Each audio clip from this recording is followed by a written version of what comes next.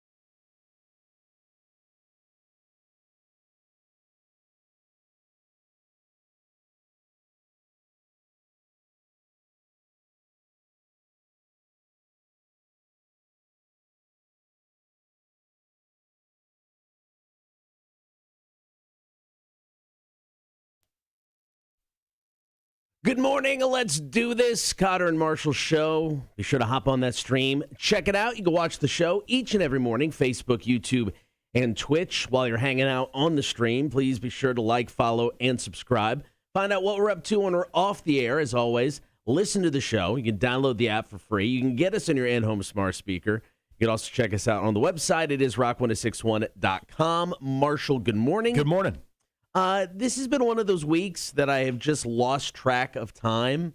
And like all week long, I have to get up and be like, what day is it? Is it Friday? Tuesday? I don't know. Yeah. Thursday, right? No. Okay. Okay. Dang it. Is it? I don't know. I don't know. I'm so confused. No, it's Thursday. Are we sure? Yeah. I don't know. I can confirm it's Thursday. Oh, yeah. You're leaving. Yeah. Yeah. Well, I mean, the big thing is, like, before you leave, you always got to check in for the flight. Why is I always almost forget to check into my flight? Like, my flight, it's at 6:36 tonight. I remembered at 6:32. And, of course, the panic-induced, mania set in at that exact moment. Right. It's running around the house. I'm like, what's the confirmation number? Someone tell me the confirmation number. I found the confirmation That's number, good. and I checked in precisely on time. I was surprised myself. I'm very, very happy for you. So, so just keep this in mind. We'll not be streaming the show tomorrow. We'll be back to normal on Monday with all that good stuff. But we got a full show today. Coming up, we're going to talk a dude who is selling space on the moon. Mm-hmm. I thought this was a joke. This man, I think, is completely serious. It's a bizarre story. We'll get to that. Hefe, the new music beta fish, he's going to select a tune. It's either Black Label Society or Nathaniel Rateliff and the Night Sweats. We're going to talk the Packers and how much they just, hate their fans. Okay, they don't hate their fans. They're just kind of, trying to kill some fun in the stadium during the games. Yep. I'm going to get quizzed in the face. I believe the word you said last night was it's a humdinger. It's a humdinger. Can't wait. I'm real proud of it. I'm ready to do it. I'll stick your calls, comments, and texts. What lie or fib do you have you told to a potential partner to try to get the guy or the girl, and did it work? So we'll do that at the top of the 7 o'clock hour. And, of course, kick off the show with About Last Night. The Matrix 4 trailer was shown at CinemaCon. Mm-hmm. It sounds kind of awesome. It sounds incredible. So we'll talk about that. There is a brand new flavor of Mountain Dew coming, and it's not one you would have ever expected. And then, of course, we'll kick off the show next. OnlyFans taking a few steps back about that whole banning porn thing. Got that story after new Aaron Jones. Here's Supercharged, Kotter and Marshall Show, Rock 106.1. Morning, Wanda. I'm happy that you did not sleep through our show this morning. Would be the same without you. Yeah, I don't know. At this point, like, I haven't flown in a while, so I don't know if I got, like, I don't know how big the plane is because it's going from Savannah to Atlanta, then Atlanta to Bloomington, Illinois. Okay. And I don't know if 30F is a good, but I checked in within 20 seconds of it being available. Like, I even went to the governmentclock.com to confirm the exact time it was. Yeah. And I had, like, both screens up. Like, as soon as it hit 6:36, I was jamming on the confirm book button, or the confirm your seats button or whatever. Right. And I don't know if 30F, an E is a good seat number, but I think it is. I think that should put us right in the middle of the plane. Yeah, you'll be fine. Maybe. I don't know. And like sometimes planes don't like even start at like row 1. Yeah. Sometimes they start at like row 12, and you're like, what the hell is this? You just never know. Never know. Wanda says, I already knew my membership at Planet Fitness. If you or the wives want to go, just let me know. I can bring a guest. Nice. All right, we got about 90 seconds. 30 foot in the rear with the gear. Ugh, I don't like that. That's the thing, too, is if, like, you're sitting, like, literally on the wing, like, sometimes the noise-canceling headphones, unless you have them, it's just terrible. Yeah. Because you're just hearing that really loud hum from the engine. You can mostly not hear the stuff you're trying to listen to, whether it be a podcast or a movie or whatever. Yeah, that's the worst part. Yeah, I mean, you never know what you're going to get. Are you going to get, like, a big fat plane going to Atlanta? I think the last time I flew, was 2 years ago. It was 19 when I Was it really? Yeah, I think so. I don't think I've flown since. I jump on a plane twice in the next month, so Yeah, technically 4 times. I actually do too because I'm flying to Arkansas next month and flying to Texas in October. So yeah. Mm-hmm.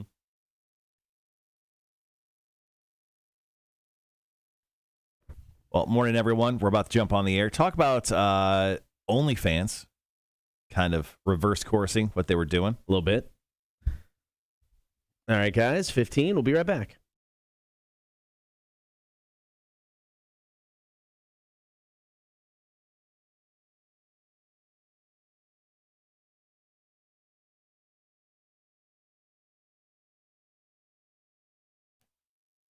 So good news, OnlyFans will continue to be your place to pay to perv out. Stories coming up.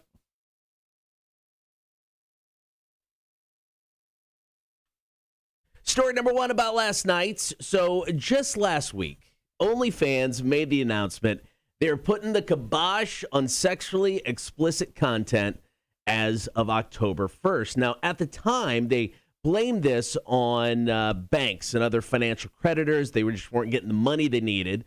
But what a difference a week makes. All kinds of backlash against OnlyFans on this. People are making fun of them. They're like, look, this is how you built your company. Why are you tossing it aside?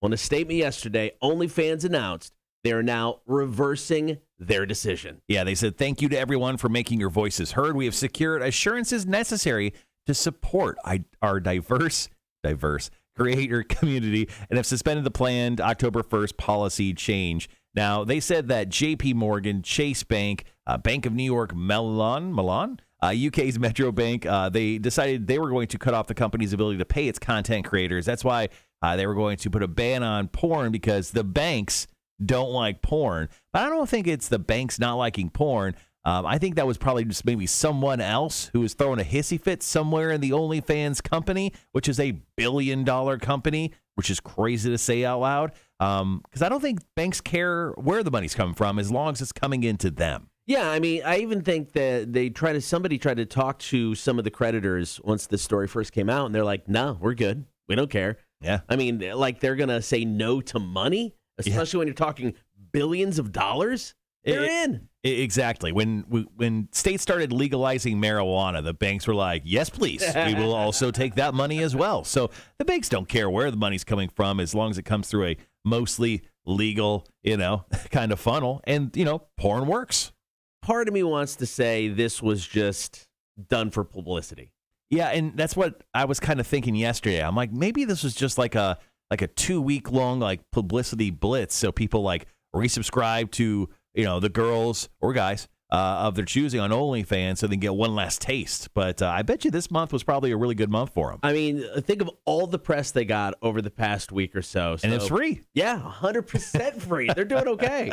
All right, coming up next, we are going to talk a brand new flavor of Mountain Dew, and it's one that we never saw coming. We got it coming up. Kotter and Marshall Show, Rock 106.1. Look at that, Wanda standing up for the sex workers of America and the world. She goes, "You can't keep porn hidden or forbidden. For those who want to see it and do it, leave them be." Biggest cheerleader in the world right there, Wanda.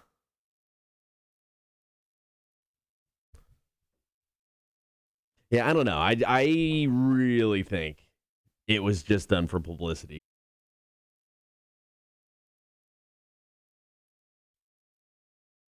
All right, guys. I know we're up on at least YouTube and Facebook right now. Yeah, Facebook looks to be okay. That was really weird. Oh, back up. Are we?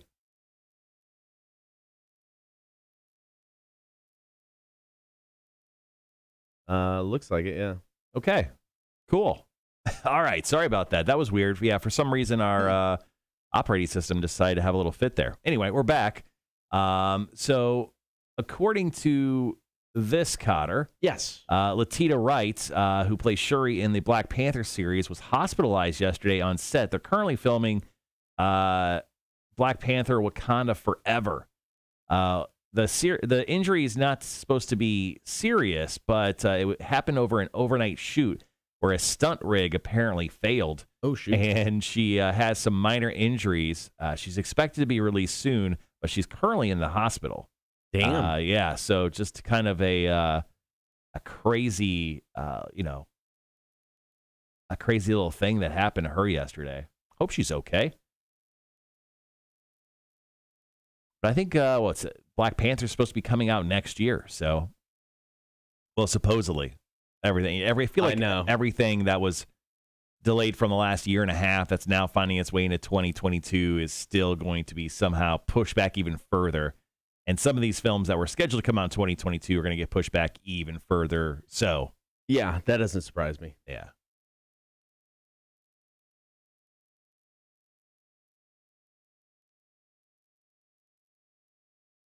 All right. I think, yeah. Looks like we're good. Looks like we're up. Thanks for everyone for sticking around this morning. Sorry, our operating system was a little wonky there. Hopefully you guys are there. How was trivia last night or bingo? Bingo was packed, man. It was a really good crowd, one of the best crowds we've had in a long time. So, and it didn't rain. I know, and it didn't rain. And I got free tacos. So they were basically they're Asian fries. Mm-hmm. They're doing tacos.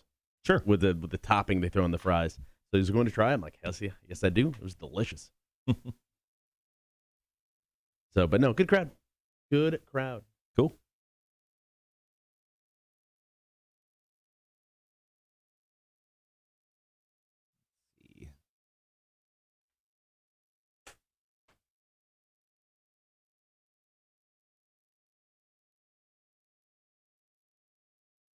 All right. We've got about a minute left in commercials. Going to get to Alice in Chains, Man in the Box. And then we'll get into story number 2. Brand new flavor of Mountain Dew. And it's out there. It is. It's a bold choice.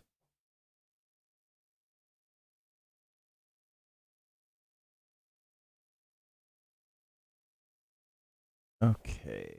All right. That seems to be coming through. Okay, cool. Charles says, how's about the phone line? Go ahead and give us a call, man. Let's try it out.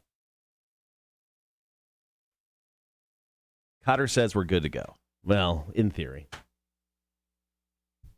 I flipped the switch. It seemed like it was better, but I don't know.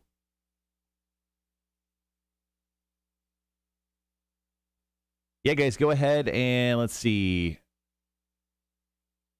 Charles, go ahead and give us a call just to test it. 1-800-394-1061.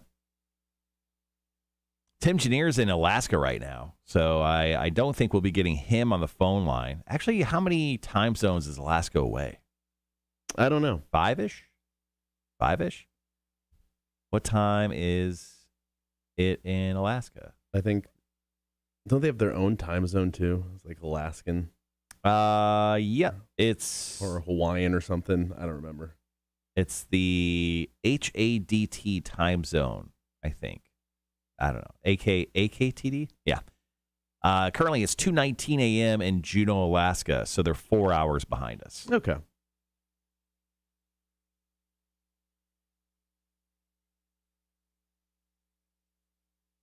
Tony, what is the topic this morning? Question is, what lie or fib have you told a potential partner to try to get the guy or girl, and did it work?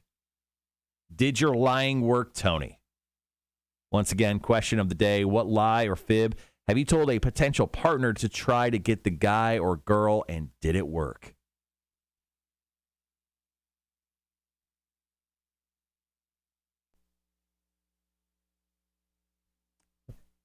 Interesting. What happened? Well, it was ringing. It looked like it was lighting up over here on the Rock 106.1 part, but we didn't light up on the board. I don't know. 3 minutes, 20 seconds. Here, I'll call real quick.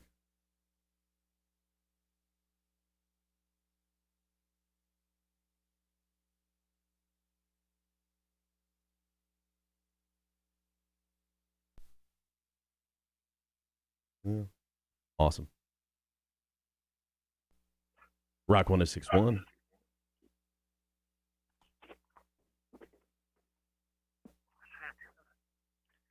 Talk to me, Goose.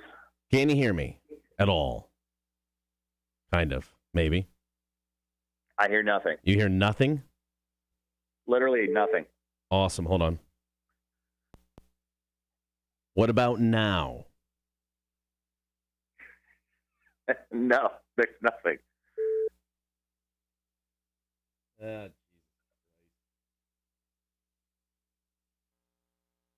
Now?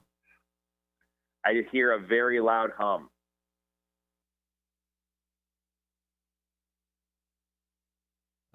Interesting. Okay. I don't know.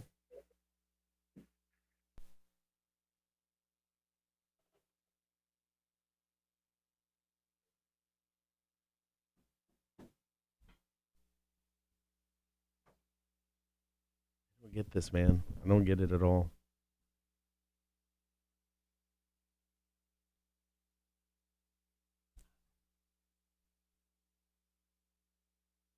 Sorry, guys. We're just doing a test there on the phones. Still having phone issues.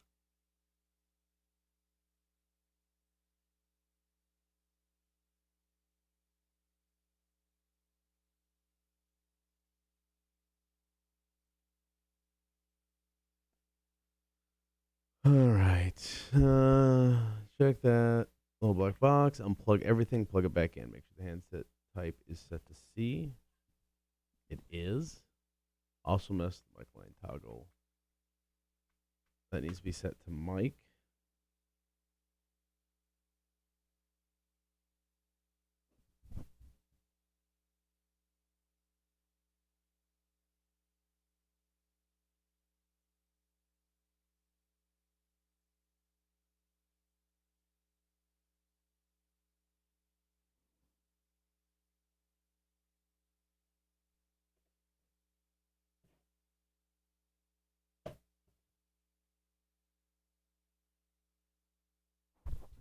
All right, we got about 35 seconds.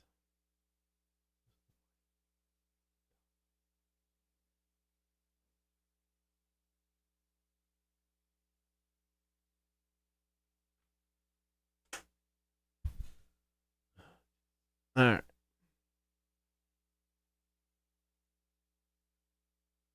All right, guys, be right back.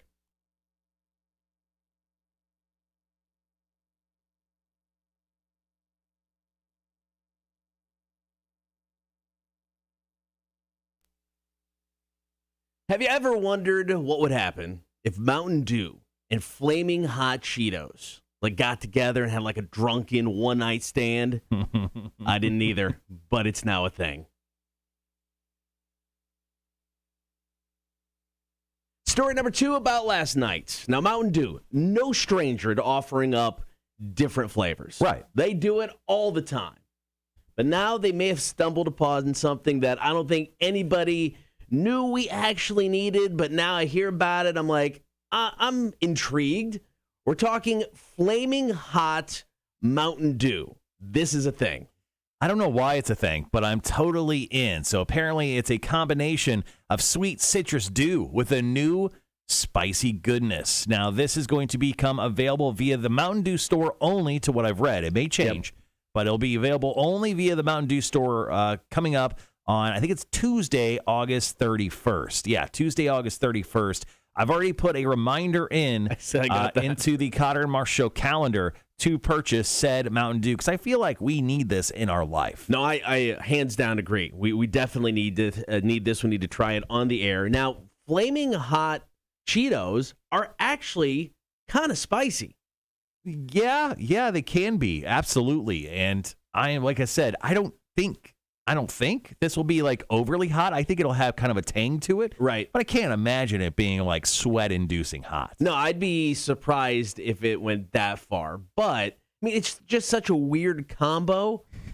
Okay, I take that back. Maybe it's the guy 30 to 40, still living with mom in the basement playing video games. This is probably their go-to, just a bag of Flaming Hot Cheetos and the Mountain Dew, so you might as well just slam it just kind of a combo. Well, they probably prefer Baja Blast, obviously, the formerly Taco Bell exclusive. Well, the pre-sale for a collection of clothing that is going to go along with the Flaming Hot Mountain Dew will also be going on sale on an exclusive app called Broken Promises. So Mountain Dew have teamed up with a company called Broken Promises, and they're going to do a whole line of clothing. And I didn't realize KFC and Mountain Dew have these online stores where they do exclusive clothing sets that sell out in seconds. Really? They make tons of money off doing this type of stuff. So if you want to wear some Flaming Hot Mountain Dew sweet merch, you're going to have to download the Broken Promises app, and that'll happen on Friday, September 3rd, where you'll actually be able to go in and buy exclusive merchandise for the Flaming Hot Mountain Dew flavor. Once again, that new flavor is coming August 31st exclusively to the Mountain Dew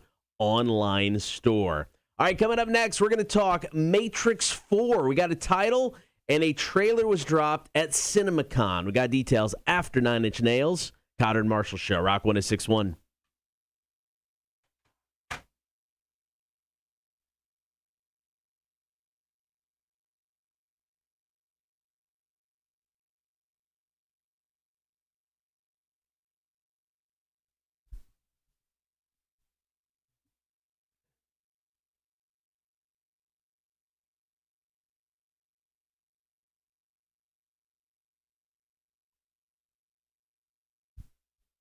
All right, guys, thanks for joining us early this morning. Obviously, phones are going to be an issue today. Doubt we're going to be able to get that situated. So apologize for anyone who wanted to try to call in and participate in our call-in topic, our question of the day. But feel free to drop your stories into the stream. We'd love to have them so we can talk about them. Start of the 7 o'clock hour. Once again, our question of the day is, what lie or fib have you told a potential partner to try and get the guy or girl? And did it work? Let us know.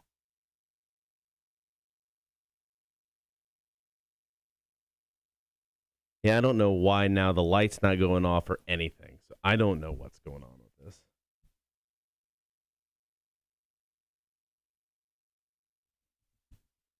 All right, we got about 3.5 minutes. 3.5 minutes.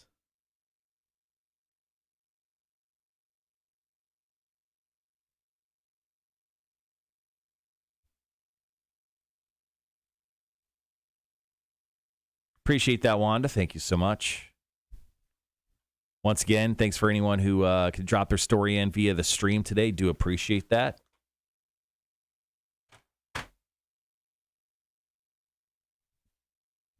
Sorry, I'm just getting ready for everything.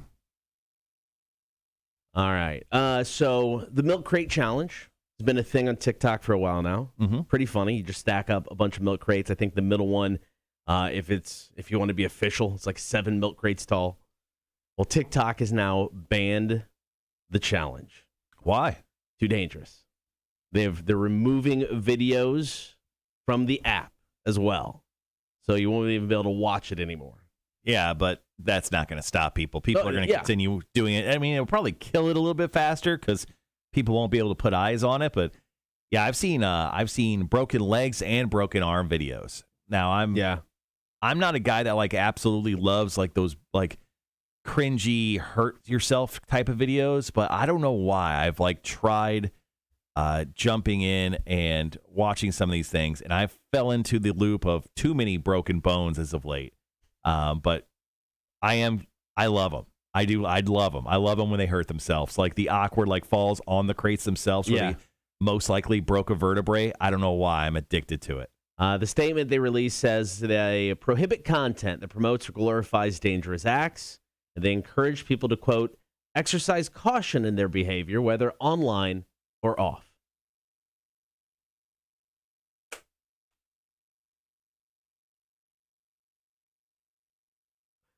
So there you go. They're banning the milk crate challenge.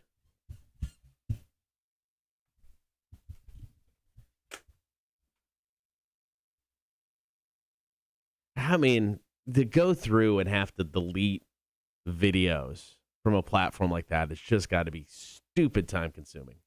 Yeah, I mean, I think a lot of people are probably using hashtags, so they should be able to find a lot of them pretty easily and delete them. All right, got under a minute. But it's going through the rest and trying to find whatever may not have been tagged. But a lot of people were just tagging hashtag milk crate challenge. Yeah. So that should deal with a lot of them.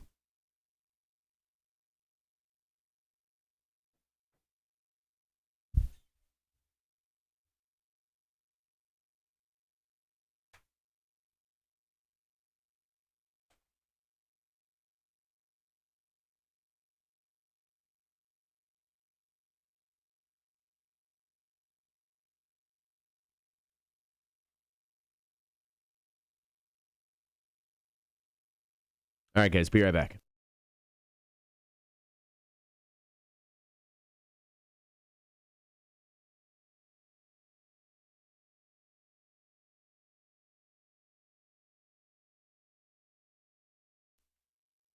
Warner Brothers dropped the Matrix 4 trailer and title at CinemaCon this week, and it kind of sounds awesome. We'll talk about it next.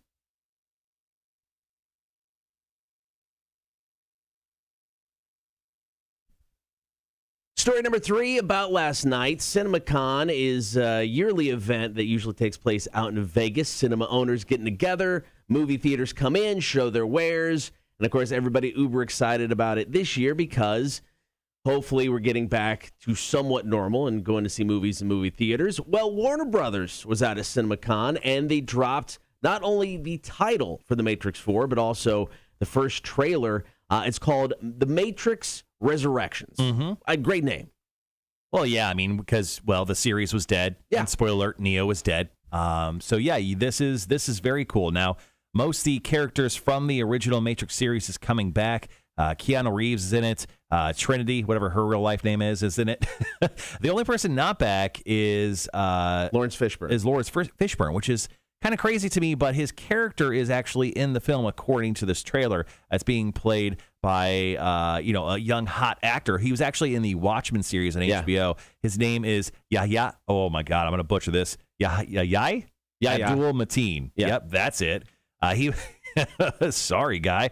I think he'll forgive me. But he's in this movie playing a young Morpheus. So I'm very excited just from the description of the trailer to check this out. Yeah, so the trailer features Neo, but he's going by his real name of Thomas Anderson. He's got a long beard. Mr. Anderson. Long hair. He's talking to a therapist played by Neil Patrick Harris, which is kind of cool. Yeah, which is incredible. Yeah. And then, he gets offered a red pill, and we kind of start all over again. So that's the interesting part. Is this, how's this going to fit into the whole series? So, in the original trilogy, the gatekeeper or the bookmaker, whatever his name was, he stated that this same exact scenario has happened many times before, and that Neo supposedly stopped it. Well, it looks like he didn't. It looks like the Matrix continued on.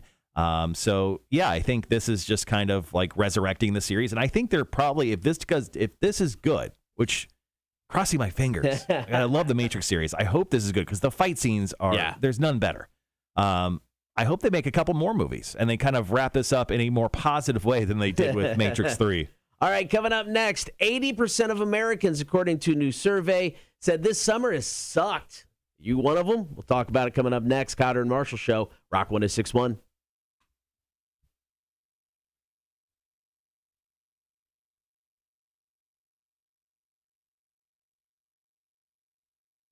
Okay.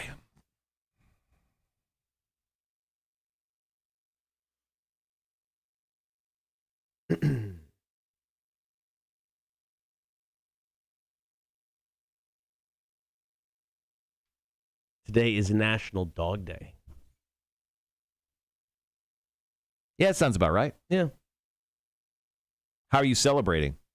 I will go home and, loving my dog. He's going to Barks today, daycare, so we can play with some other dogs. Okay. There you go. He's going to celebrate, with some four-legged friends. Right. Good. Talking about the Matrix there, Candyman is coming out in theaters tomorrow. So they're rebooting it mostly. Yeah. So this movie is going to be a sequel to the first film. It's not a complete reboot. But once again, it comes out tomorrow. Nia DaCosta is your director. She's done some stuff, but she actually did this film, and apparently it was so good after like initial screenings to some other companies that it scored her a Marvel directing gig. She's going to be directing The Marvels, which is the Captain Marvel 2 movie. Right. Which is supposed to be coming out sometime next year. Apparently, she's filming it. IGN has given this film a 9 out of 10. What? Said it was amazing. Said Nia DaCosta's slow burn sequel makes Candyman feel vital, both building on and course-correcting the movies in the series that came before it. They called it an editor's choice. 9 out of 10. Candyman in theaters tomorrow. Very excited to hear that great news. Wow. Very excited to see what else is going to happen in the series. But I've been kind of doing a slow Candyman rewatch. I've watched the first 2 films. I've been told to stay away from number 3, but I don't listen to people because they're stupid. So I'm going to go ahead and watch the third one, and then I'll watch Candyman probably in theaters sometime next week. But I'm excited to see it and glad to see it's getting some great reviews. How often does a horror movie get reviews like that? It's pretty rare. Yeah, right? Pretty rare. Morning, Rhett.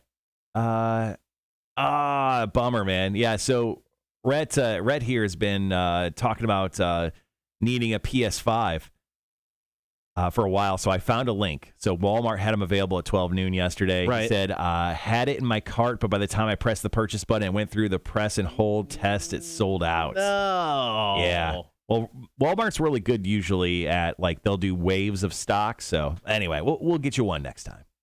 But yeah, to answer your question fully, when it comes to horror films, it's pretty rare when it comes to getting an incredible review in a horror film. Most of them are the best ones are 7 out of 10. Yeah, or whatever. right. But to see one placed this high will be super, super cool. Can't wait to check that out. I'm a fan of Candyman. His origin story is very cool, but how he got the name Candyman is ludicrous. So in the second film, they kind of show you how he got the name Candyman. So it was this guy, Candyman. He was a painter. He painted this white girl in Chicago, in the Chicagoland area, and he fell in love with her. He got her pregnant. They found out. So they essentially drug him out in the middle of this cornfield. They cut his right hand off because he was a painter, so they took away what he loved to do with that. They jammed a hook into his bone. That's why he's got a hook hand in the films. And they smeared honey off him from a local like beehive that was around. They smeared honey on him. The bees came and stung him. That's why he's got the connection with the bees and the hook hand. Yeah, Candyman. But the reason why he has the name, which is so stupid, they like handed out little pieces of like the beehive, like the whatever that's called, and a kid was eating it, like this blonde-haired children from the corn-looking kid was eating it in the film. He takes a bite and he's like, sweet Candyman, and that was it. That's it. That's it. And I think they chanted it for a quick second, and it made no sense. Like, there's no logical sense why he was called Candyman. Maybe this movie will kind of serve that better, but like interesting. Yeah, it was just some like little shit kid. It's just like Candyman. Like, shut up. Like, what's the dumbest thing ever? Honeycomb. Sorry. It's early, guys. For me, mentally.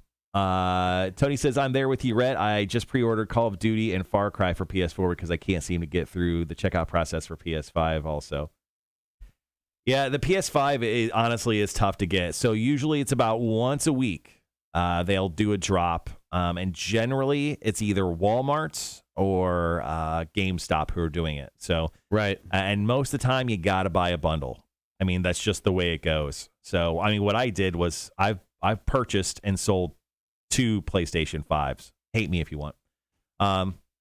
But what I did was I would sell the PS5 for obviously a little bit of a profit, and then I would just keep the extra stuff, or I would sell off the extra stuff depending on where I was. Like, I mean, headphones and controller charger and all that stuff I got for free because of me kind of wheeling and dealing there. But yeah, the biggest way of like the best way of finding these deals and when they become available is mostly just going on Twitter and following guys like Wario64. There's also another Twitter handle that really did a great job called Site Supply, SITE Supply. Okay. So if you follow those Twitter folks and just turn notifications on, like if you don't use Twitter, it's fine. Just turn the notifications on so when they tweet, you see their tweets come through, and generally they're mostly all about those type of things. So, it's definitely a good thing to do. Like I purchased 3 PlayStation 5s, kept one myself, got one for my, my mom's boyfriend's son down at Tampa, and then I sold one myself. Yeah. So. Yeah. But yeah, when they do those bundles, I mean, get ready to spend $900. Yeah, I know the system's $500 plus tax, but they're selling you like 2 games, an extra controller, and headphones, and like all stuff you need and probably want. And if not, but just kind of the way it is. Still crazy that it's that hard to get them. Yeah. IGN Deals is good, Rhett, but they're usually about like 10 minutes late. Just straight up. That's the truth. And by the time 10 minutes late, you know how that goes. There's none left. Find Site Supply, SITE Supply. They're the best one. Wario64, he's cool, man, but he like tweets every 3 seconds, and your phone will just be loaded with stuff. So yeah, Site Supply. It's got like a blue symbol. Try to find that. Dave says, is your dog ever a real jackass and tag the training pads or chew them? No, I can't say that I did, although I've never used training pads with my dog. All right, we got 2 minutes. 2 minutes to go.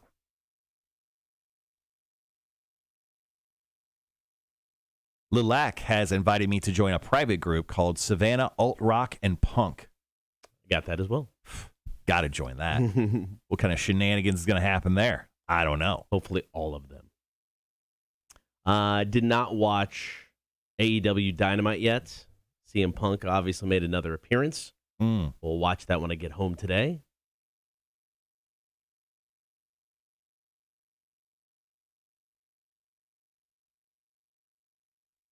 Oh, gotta do it over here. Yeah, no, I can't say. I never used training pads, Dave, so I can't relate there. Yeah, I didn't either. My dogs are just really great at pissing on the floor. Maybe I should have, man. No, when we got Mr. Blonde, he was already housebroken, potty trained, whatever. So it was kind of nice. All right, we got under a minute. Foo Fighters making a fire. Going to talk about this poll about how a majority of people did not have a good summer.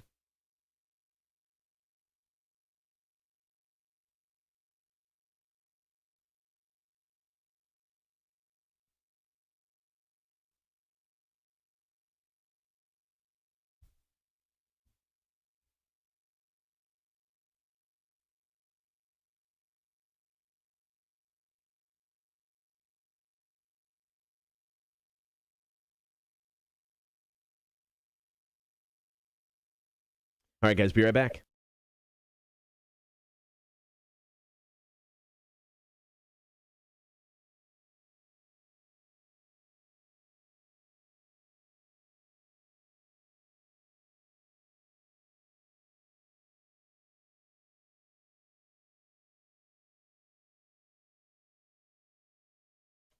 Are you having a crappy summer? Well, if so, you're not alone. New survey of 1,500 Americans found that 80% of us said, quote, it's been a bummer summer.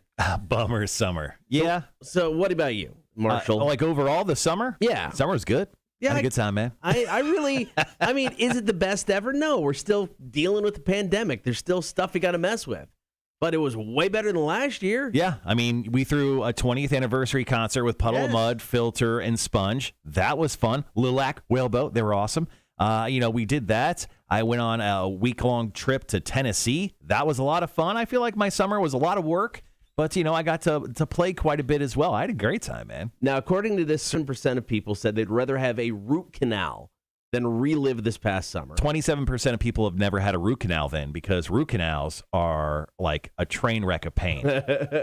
37% of people said they'd rather move in with their parents than relive this past summer. No. And 9% said they'd rather feel seasick for 3 months straight than relive this. It wasn't that bad, guys. That's the most relatable one. I'd rather just feel seasick. Yeah. Than I would be able just to sit at home and do nothing. And they also asked a really odd question in the survey. What did the summer of 2021 taste like? So did they just give everyone drugs and then hey man, what did the summer taste like? Because people, I don't know who these people that do these surveys, but they seem to be on one. Especially they live in a state where marijuana is definitely legal. Maybe jealous. Some other stuff. Jealous of that. So according to the answers to that question, what did the summer of 2021 taste like, Kotter? 21% said fruity. That sounds delicious. That sounds positive. I'm okay with a fruity summer. It didn't smell like, it didn't taste like sack. That could have been a lot worse. Well, 11% of people did say salty, so I don't know. Salty. Well, 11% also said spicy. So depending on what you're eating, maybe it's a little both down there. All right, coming up after 7 o'clock, going to take your comments and text today. We are having some issue with the phone lines. So you can hit us up with the text 800-394-1061. What lie did you tell to a potential partner to try and seal the deal, and did it work? So once again, what lie or fib have you told to a potential partner, guy or girl, and did it work? Tell us your story now. Give us a text, 800-394-1061, or comment on the chat, Kotter and Marshall Show, Rock 1061. Let's see. Sean said it was hot and dry. That was probably the only bad thing. I had a blast this summer. Yeah, man.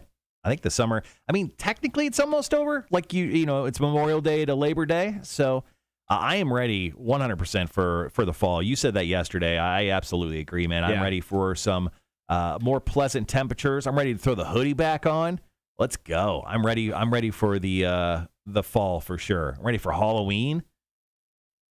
100%. Charles says maybe I, Mr. Pessimist, should tell the pollsters about a bad summer. It definitely did not taste like schnozberries. Sometimes I feel like Charles should be on drugs more. You ever think that? Yeah. Sometimes I think Charles is just Mr. Pessimist, a little too angry sometimes. I feel like we should just, when you're a kid and you get caught by by your parents. Yeah. Pack cigarettes, smoke them all. I think that we should sit Charles down, but roll him the fattest joint available to man. Or maybe that cross joint from Pineapple Express. Yes. Like, the one where we have to, like, triple light it. And then we sit there and, like, look at Charles. We're like, smoke that whole joint. Smoke it all. And maybe he'll just chill out a little bit. Raise your hand if you think that's the best way to help Charles with his anger issues. Once again, our call-in question, guys, is what lie or fib have you told your potential partner to try and get the guy or girl, and did it work? So share your stories via text or the stream this morning. Phones, obviously, are continuing to have an issue, so we apologize for that. But once again, feel free to drop in your stories. Would love to hear them this morning. Sean, once again, thank you for your package yesterday. It was fun doing the unveiling. Actually, I dove into some of those Korean barbecue chips.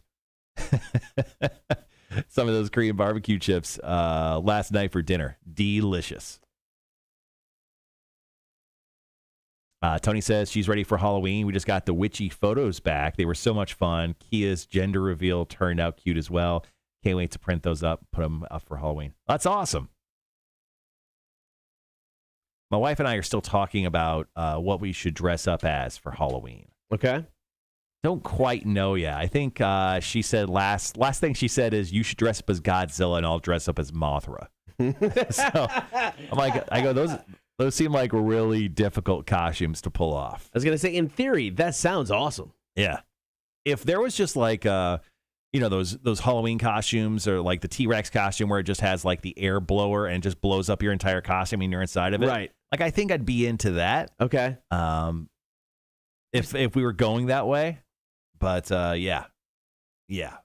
I don't think I want to like paint my face and put on this giant costume with a tail. Yeah. There's got to be like the inflatable version of that, right? You think? Yeah. It's a girl, by the way. Oh, nice. Congrats to Kia there. I did not know that she was with child. Well, congrats to her. Congrats on the sex, Kia, if you're listening. Congratulations. You did it good. Sean says, you're welcome. Was the wife excited for more jam sauce and the pumpkin coffee? Yes, she was.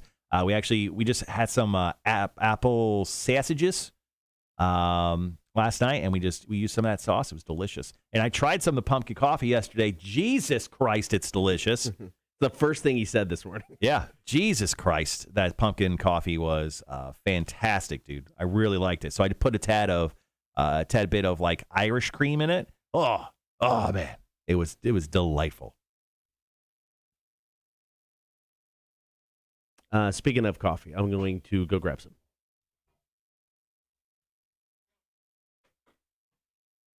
What up, Thomas? Glad to see you're back, man. Oh yeah, is the humidity bad? Hold on, let me check. Sorry, as I sit in an air-conditioned studio that's set at like 70 degrees. Let's see. Humidity right now is only at 91%. So it's not 100? Yuck. Kudos to guys who work outside or even have to go outside to do work today, man. It's going to be brutal for a while, at least with that humidity. I mean, overall today, it doesn't look too shabby. 88% 88 degrees is the high, low of 75. And it looks like we just kind of live in this world for at least the next 10 days. Temperatures are between 88 and 90 straight up for the next like 10 days. Lots of sun, not a ton of rain, according to this. So good times.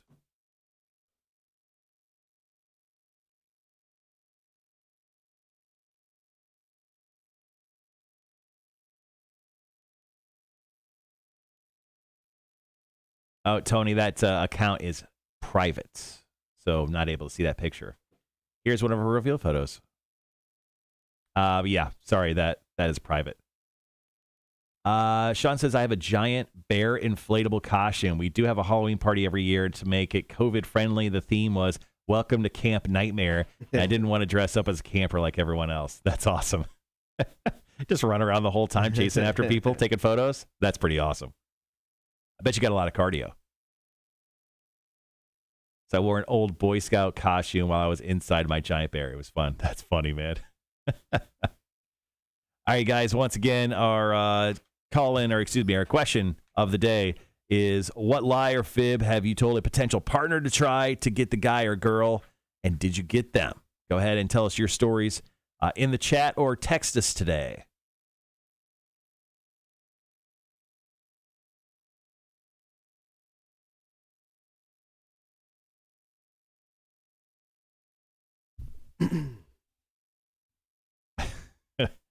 Charles, thanks for that comment from earlier.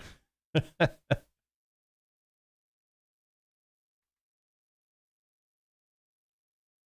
right, guys, looks like we're probably closer to 10 minutes out. Yeah, well, 1, 2, yeah, close. Yeah, about 10.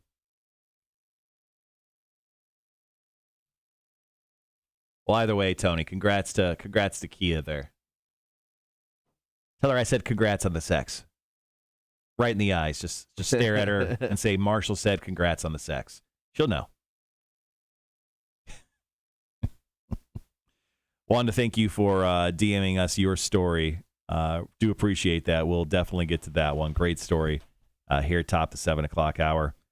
So yesterday, via Limp Bizkit's Instagram page, they said that they're still very sorry that they had to cancel all of their tour dates for 2021. They obviously just didn't feel great about COVID situation out there. They didn't feel safe. There was a rumor that Wes Borland actually was a confirmed case of COVID-20 or COVID-21. He got COVID-20. COVID-21. Two versions better. There was a rumor that he got COVID, but apparently that is not the case, and they confirmed it via this Instagram post once again. And then they said, hey, new Limp Bizkit, we have a new album.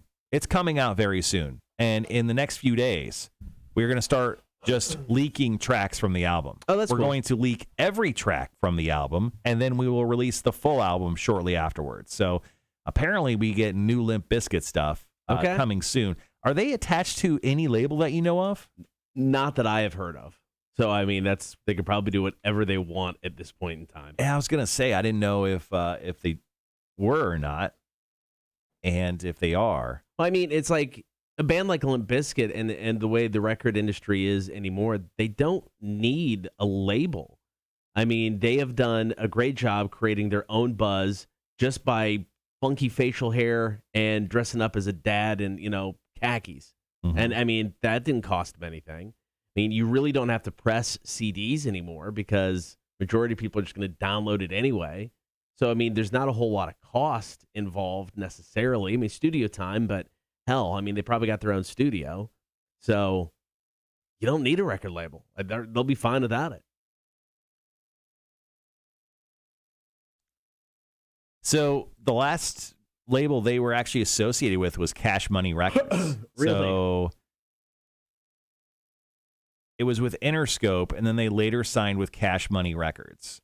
So I don't know if they're still attached to Cash Money Records or if they're on their own, but there's been no announcement at all about whether they're with them or not anymore. So Yeah.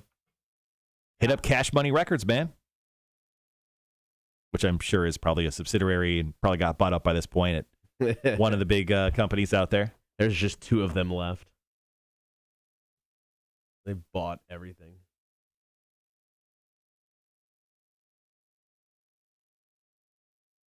All right. Yeah, we got about 6 minutes. I am going to grab my coffee. I'll be right back. Let's see. Oh, Sean, thanks for sharing that story, buddy.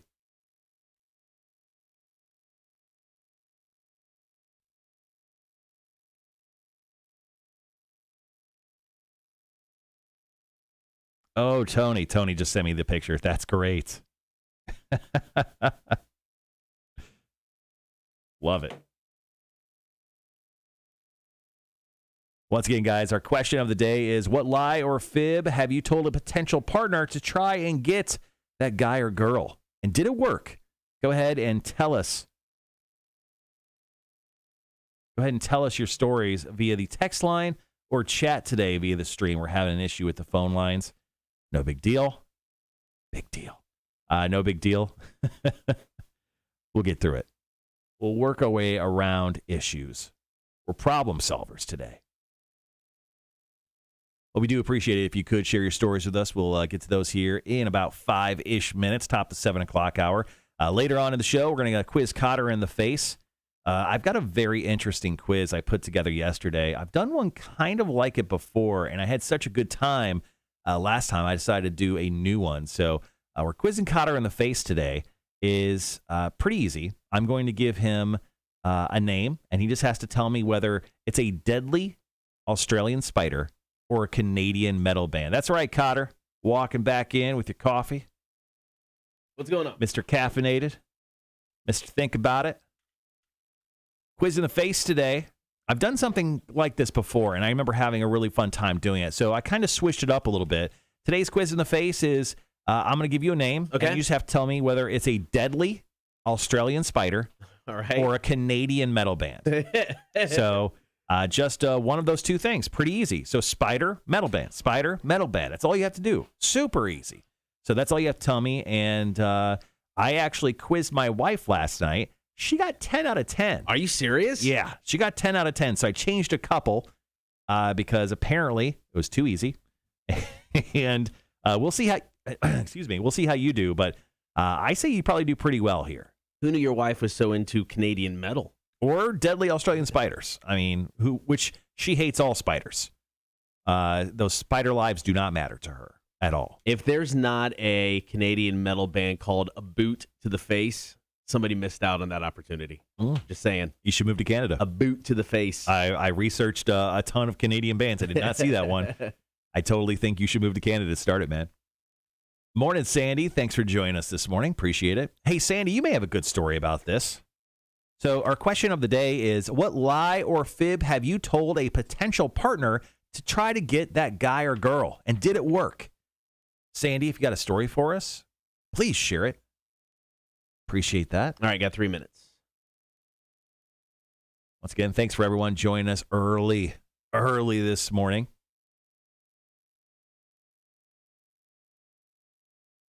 We're hitting a weird part of the year where I think everyone's just kind of like beaten down a little bit just with the heat. Yeah. Kids are back in school.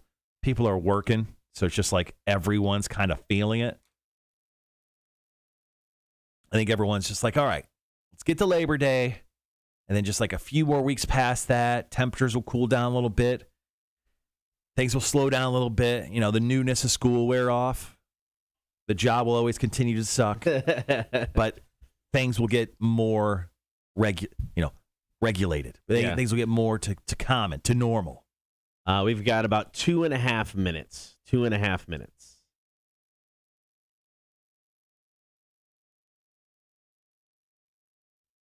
Yeah, I'm very excited to hear some new Limp Bizkit. Supposedly, once again, getting leaked here very, very soon.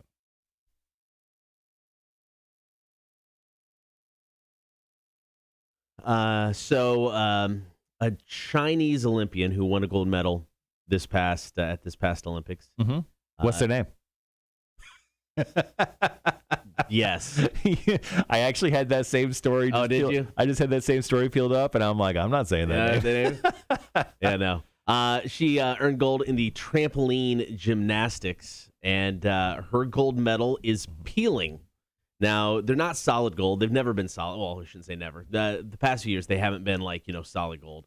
They were actually made using recycled materials donated by Japan's citizens, then coated with 6 grams of gold. Oh, really? Yes. So she posted a picture of it online, and there is like just a little piece of the metal. It looks like it is peeling off. Now, the Tokyo Olympic Organizing Committee came out and said, look. All that's peeling off is a protective coating. Right. It's not the gold. Yeah, it's like my car, my crappy Hyundai Elantra, like it has like this clear coating that is put on the car to protect the paint. Yeah. And it's like coming off the door handles because of the oils from my hand. Sure. So like all my door handles have like, it looks like they have condoms on them, like certain portions, because yeah, that's coming off. That makes sense. So that's what they're claiming. They said it's not the gold that's peeling. It is the protective coating. Is it ounces or grams, did you say? I don't remember what I said, but it is 6 grams. All right, gold. so a gram of gold, according to the Googs, $57.76. That's it? Yeah, let's just round it up 60 times 6. So a gold medal is less than $400, I guess. So I could buy, if someone was selling gold medal, I could pick it up technically for cost of let's just round up $500. Yeah. Really? Let's buy one. All right, we got about 15 seconds. I'd buy a gold medal. Do you have a story?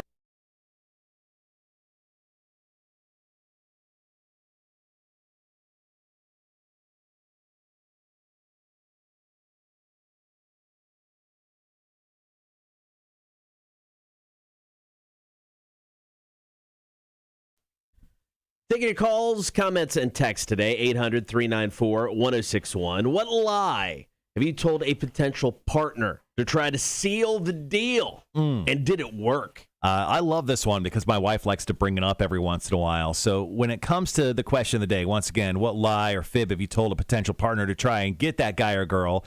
I technically, supposedly, told my wife I was single when I met her. And was that the truth? In my mind, yes. Physically, according to social norms, probably not.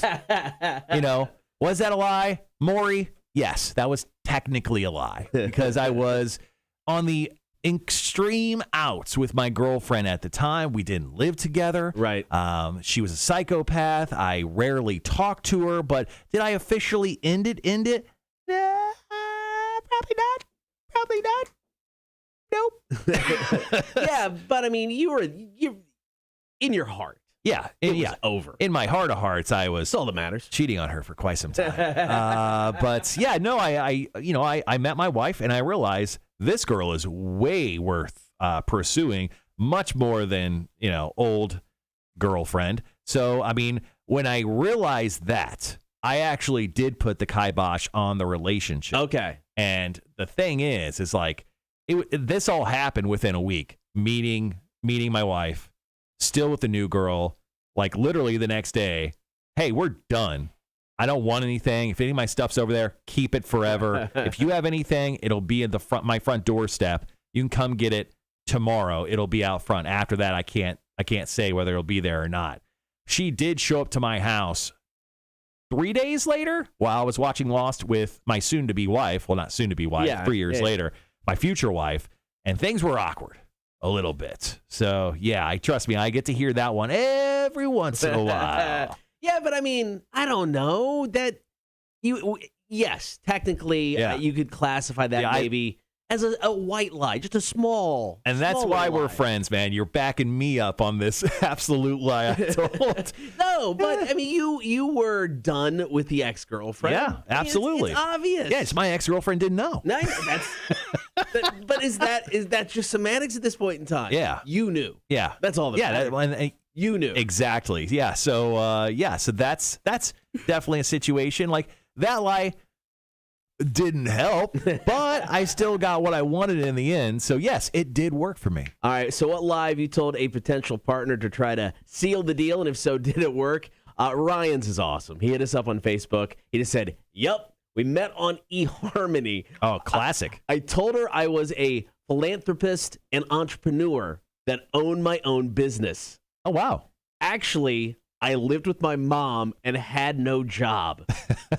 We've been married for 5 years and have been together for 7. Was it weird for your wife when you moved in with her? Do you call her mommy? Do you freak? Okay, now you just got really weird there. Very weird. All right, what lie or fib have you told a potential partner to try to seal the deal? If so, did it work? We got one from the stream here. This is from Sean, and I love this one. He goes, back when I was living in Florida, I lied that the house I was living in was mine and not just a house I was house sitting for a couple of months. It worked. Had a few months of fun and never got caught because she moved away shortly after. #winning, I think.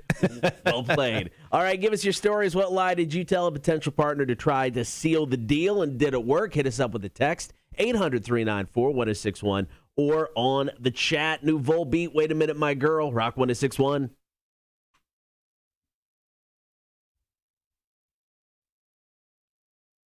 Rhett, thank you for that story, buddy.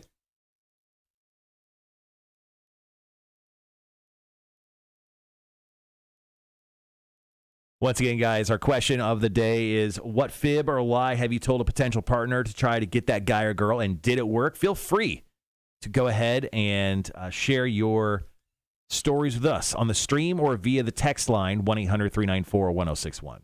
Ah, okay. I unfortunately I don't have one here. I got Wanda's, got a couple short ones here. You got any extras over there? Let's see. I've got a couple.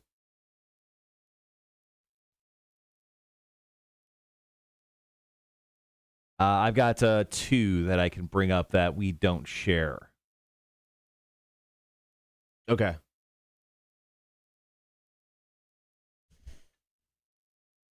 I say just with like no phones today, let's just make this next one the last one. Yep. Let's stretch it out if we can, and then break 3, we can jump into fantasy football. I don't think that was on the. Oh, it is. Yeah, we can. I mean, we could easily talk about it again, though. Yeah. That's not a big deal. All right. Well, I'll start with Wanda's, and you said you had a couple. Yeah. Okay. Yeah, they're semi-short. Okay. Wanda's is a little girthy. Rest of them are kind of short, but that's fine.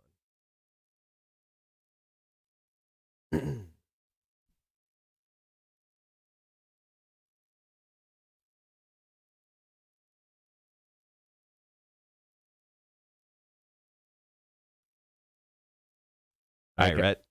Sorry, go ahead. I said, no, sorry. I was just going to say about 20 seconds. All good. All right, guys, be right back.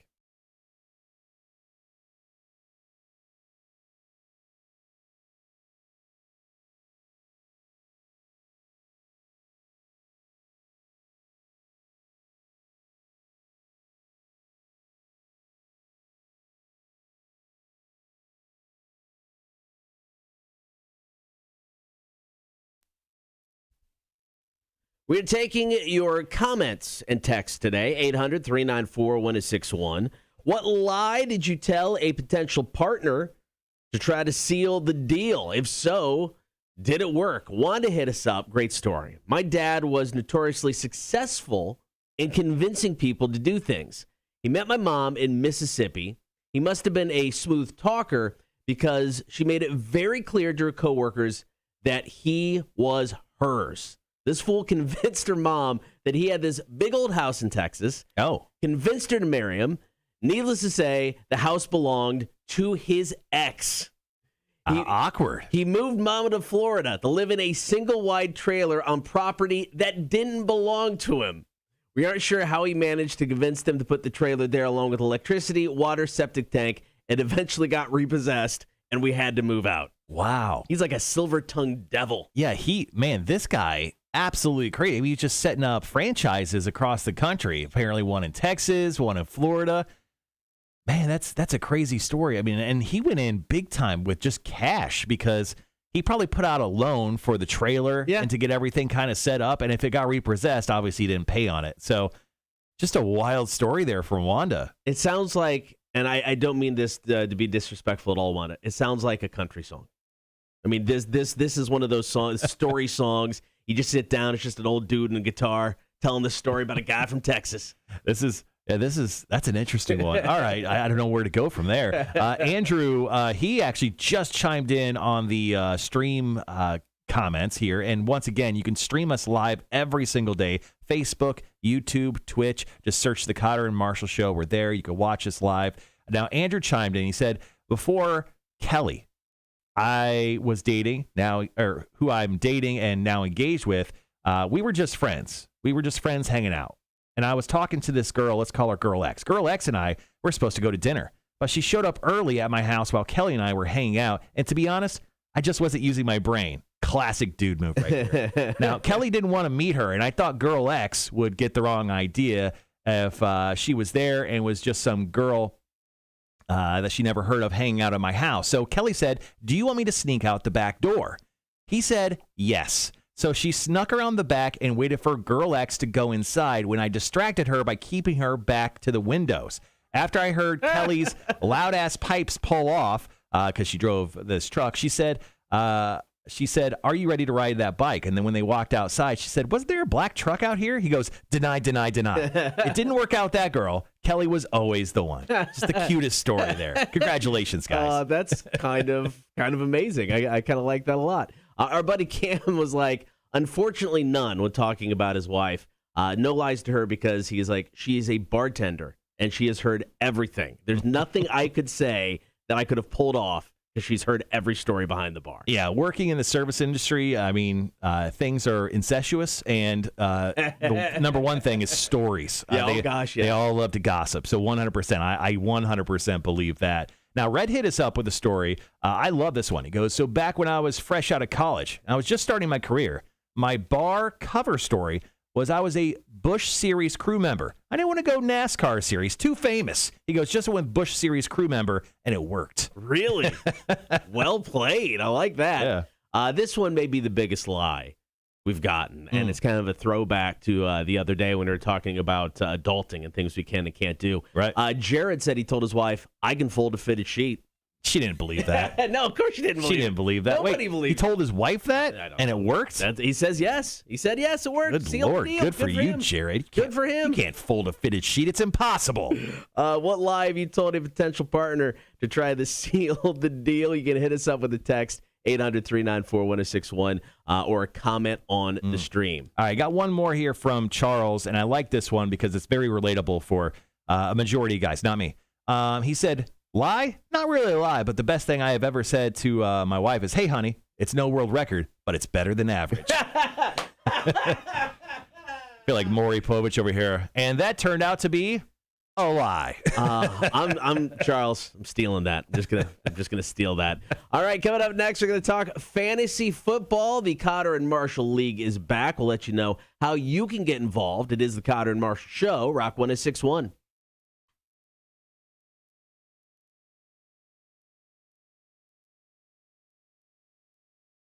Juana said that she has plenty of stories. That's not the only house that got repossessed. Jesus Christ. I'm telling you, Juana, I want to hear that song. That's what that is.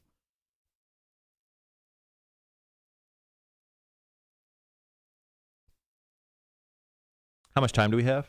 Like 10 minutes. Okay. I'll be right back. Morning. All right, so we're going to talk some fantasy football and how you can get involved in the Kotter and Marshall League. We're going to quiz in the face. The Packers head coach would like the fans not to do the wave in Lambeau Field. We'll also talk other annoying things at sporting events.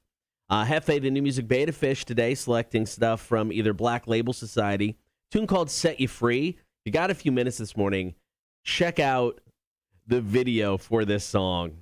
2 words, bath salts. It's awesome. Also, the other choice, Nathaniel Rateliff and the Night Sweat Survivor. Not somebody we normally play here on Rock 106.1, but man, are they good. Such a good band. If you're not familiar with Nathaniel Rateliff, please check them out. Their song, Son of a Bitch, still one of my favorite songs. Really good stuff. We've got Are You Smarter Than a Community College Dropout? Marshall and I will probably quiz each other today because of phone issues. We got a story about a dude who's selling space on the moon. Like I said, when I first came across that story, I'm like, okay, this is not real. It's real. If not, okay. The guy is really doing this. He's not actually selling space on the moon. I think he's either badass crazy or this is the best con job in the history of ever. So we'll get to that sometime after 9 o'clock this morning.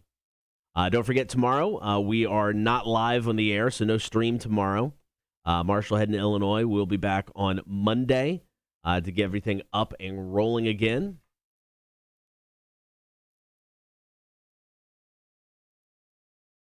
Don't need that anymore.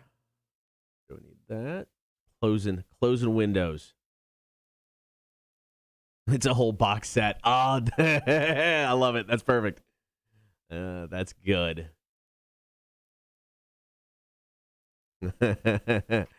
Oh, that's awesome. Yeah, Kelly and Andrew, that's a great story.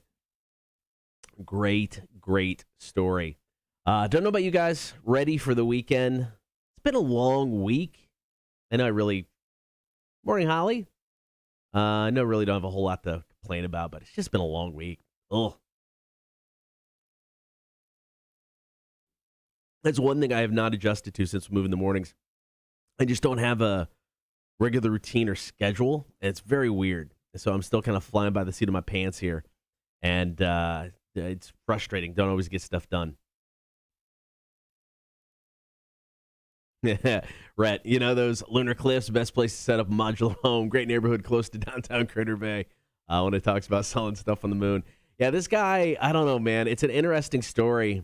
And then you can check out his website if you want to dive into it. LunarEmbassy.com. LunarEmbassy.com. I mean, he's talking about he really trying hard to convince either himself or everybody going to the website that this is a legit business. He says he owns the moon. He has sued other companies that are trying to do the same thing. It is awesomely ridiculous. So that's coming up after 9 o'clock this morning. We've got Tool coming up after commercials. And then talk fantasy football before we get into Quizzed in the Face.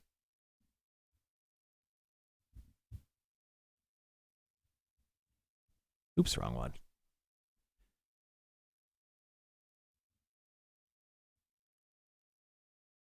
What's the guy's name from Holy Moly? The commentator we talked about. Rob Riggle. And yeah, some other guy. Yeah, Rob Riggle's what I'm thinking. Because every time I say Quiz in the Face, for whatever reason, I picture him saying it. Oh, okay. So if anybody knows Rob Riggle, I need him to cut an intro for Quiz in the Face. Because every time I say Quiz in the Face, I just think Rob Riggle for some reason. Do you hear him saying it quick like that? I don't know. Quiz in the Face. He is a trained professional when it comes to comedy. So whatever he's feeling, just I need that cut by Rob Riggle. I can't pay you, Rob. So this came out yesterday. So the record company Better Noise Music, they've got a bunch of bands on there, including Five Finger Death Punch. They are suing Tommy Vext, who will be in Savannah in like 2 weeks.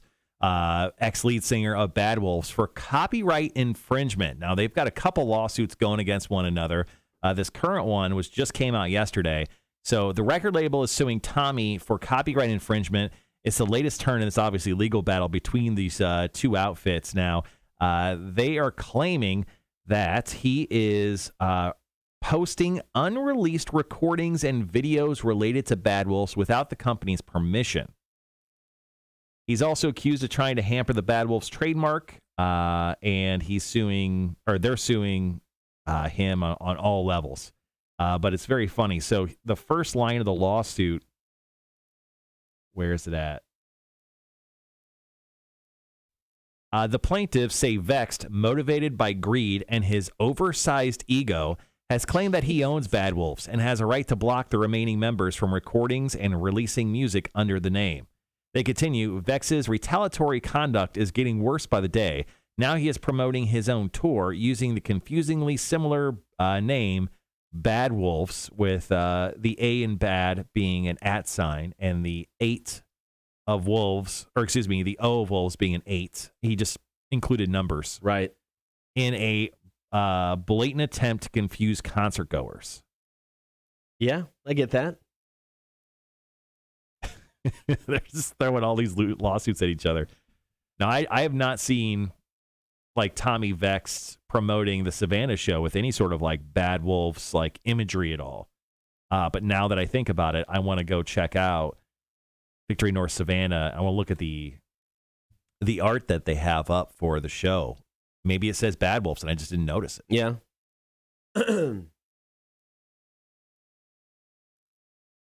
I thought he had like this black and gold. Yeah, he's like this black and gold serpent looking thing. I don't know. Maybe that's just stuff he's posting to his pages. Yeah, it's nothing is Bad Wolves related, at least on this this art that he's promoting the Savannah show with. Maybe for the other shows, I can't claim to know, but that's crazy. Yeah, this whole thing is just gonna, I think, remain to be ugly. Rhett lawsuits. Oh, yeah, the naked baby guy suing Nirvana. I think Marshall's got that today for Marshall's Music News. So we'll get to that there. Yeah, kind of a weird story, especially since he kind of like embraced it just a few years back. Yeah, it's all BS because I found actually GQ magazine got a hold of him and they asked him a question in regards to it, and it's pretty blatant why he's doing it. Okay. And I'll share that. Okay, perfect. I'll share that later in the show. Teasing it. You're heavily invested in the show and you forget to drop your kid off at school. Wanda, do you need us to sign like a tardy slip or something? Mm-hmm. Happy to do it. We're tardy. Put together a letter, explaining the situation. We're happy to help any way we can.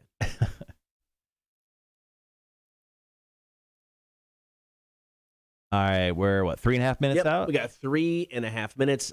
Real quick story, and there's not a lot of details, which is good and or bad. 25-year-old guy in India died recently. Now, rest in peace. He and his girlfriend didn't have a condom, wanted to get it on. He decided to use industrial strength epoxy and glue his hole shut. No, he didn't. That's what the story says. It also says he and his girlfriend were also sniffing the epoxy to get high. It all happened back in June. He died at the hospital of multiple organ failure. It's not clear if the glue seeped into his bloodstream or what. Like I said, not a lot of details. No. Glued his hole shut so he and the girlfriend can have sex. All right, there's so many questions, right? You got questions. Well, there's so many holes in the story. One last, now that I think about it. First and foremost, he didn't have a girlfriend. Dude, he was spanking it? No, he was effing the glue bottle. Oh, yeah, okay. He put it in the microwave for like 10 seconds, and then he effed that glue bottle, and then he realized it wasn't Elmer's or whatever, and then he realized it was epoxy, and then he realized how screwed he was, but he was too embarrassed to go tell anyone, and then he died because nothing could come out of his body. Okay, so I just made all that up, but it's more believable. Yeah, it's legitimate, right? So allegedly died after using epoxy. His name was Salman Mizar. What? Miraz? I don't know. Checked into a hotel with his former fiance in June. His fiance is a bottle of epoxy. See. It was a good hotel to have a microwave. Strong adhesive to seal off his private parts during intercourse. He was found unconscious in shrubs near the hotel. His friend found him, brought him home. To be honest, I once fell in shrubs. It was because I was extremely intoxicated, though. So following this, he was admitted to the hospital. His condition got worse. There you go. I don't know. Yeah, I like your story better. It's probably true. Yeah, that dude does not have a girlfriend. If he does, it's a bottle of epoxy, large, maybe not large. With some googly eyes on it, and then he used some of the epoxy to put on some of that yarn hair around it, like it was a Raggedy Ann doll. And then he made love to it, and then he died in a bush. So great life, bro. Killed that whole life living part, literally. Fucking idiot. That's funny. All right, got 45 seconds talking fantasy football. Rhett goes, "Hey guys, this is my girlfriend, Gorilla Glue. She's super sticky and clingy. You had me through sticky, and the moment she became clingy, I'm out. I don't want to meet her." All right, 30 seconds.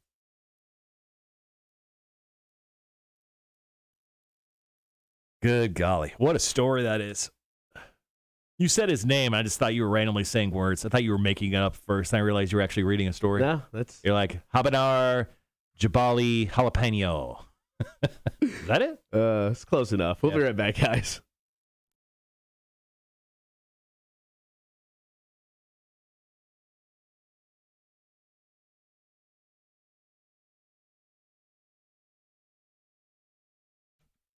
Football season is back. Everybody's excited about it. Marshall confirmed with the big guy starting Thursday, September 9th. He'll be in every Thursday, or on the phone at least. Right. Because, he's not an early riser now. If it works.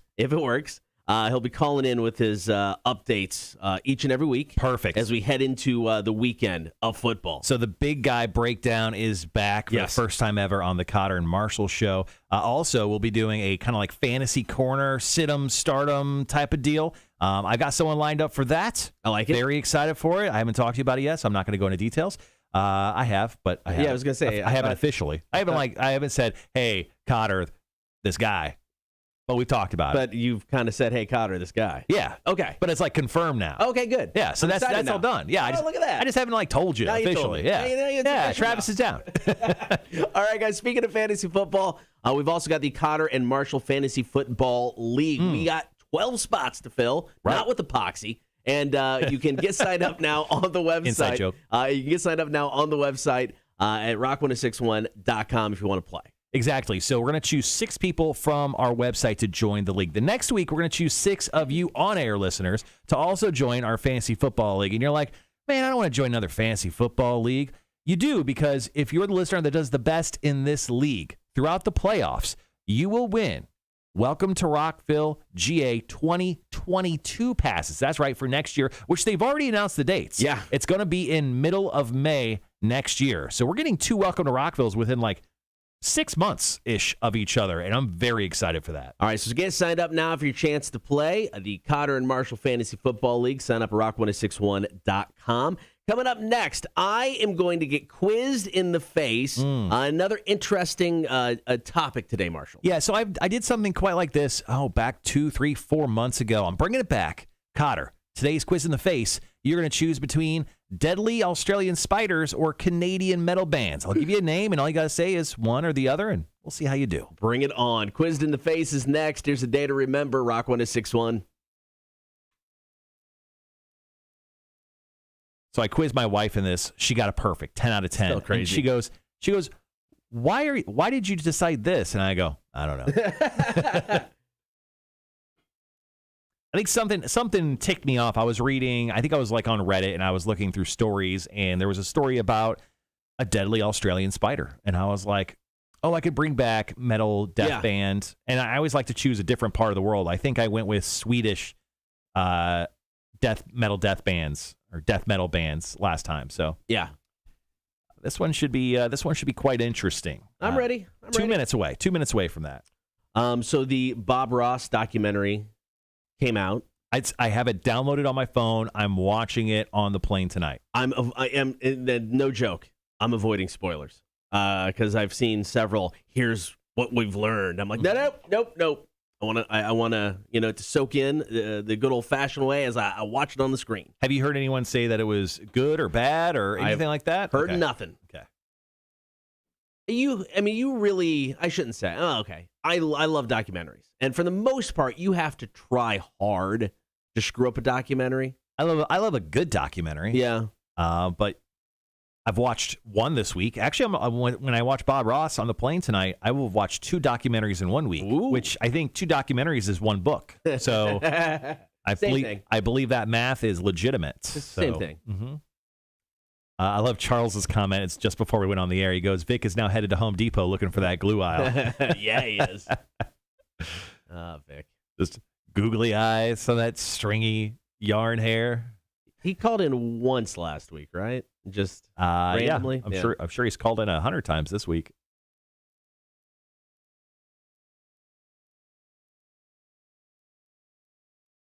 All right, we got 55 seconds. Going to hop into Quizzed in the Face.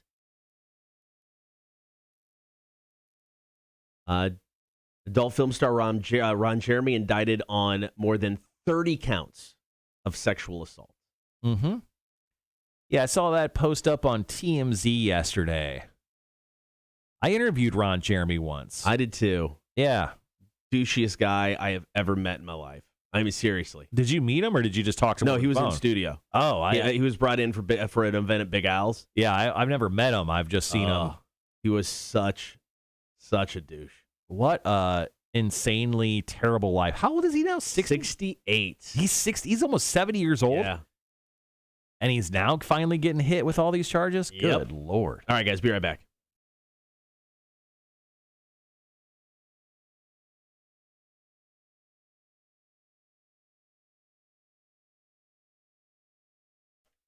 Thanks for hanging out on air and on the stream this morning. As always, we really appreciate it. If you haven't done the stream thing yet, do it. Facebook, YouTube, and Twitch. Be sure to like, follow, and subscribe while you're there. All right, Marshall, it is time for you to quiz me in the face. Yeah, so I did something like this, I think right at the beginning of the Kotter and Marsh show back in like maybe March or April. I kind of wanted to bring it back, and I did like a Swedish death metal or something else band. I think it was Birds. It was Birds, yeah.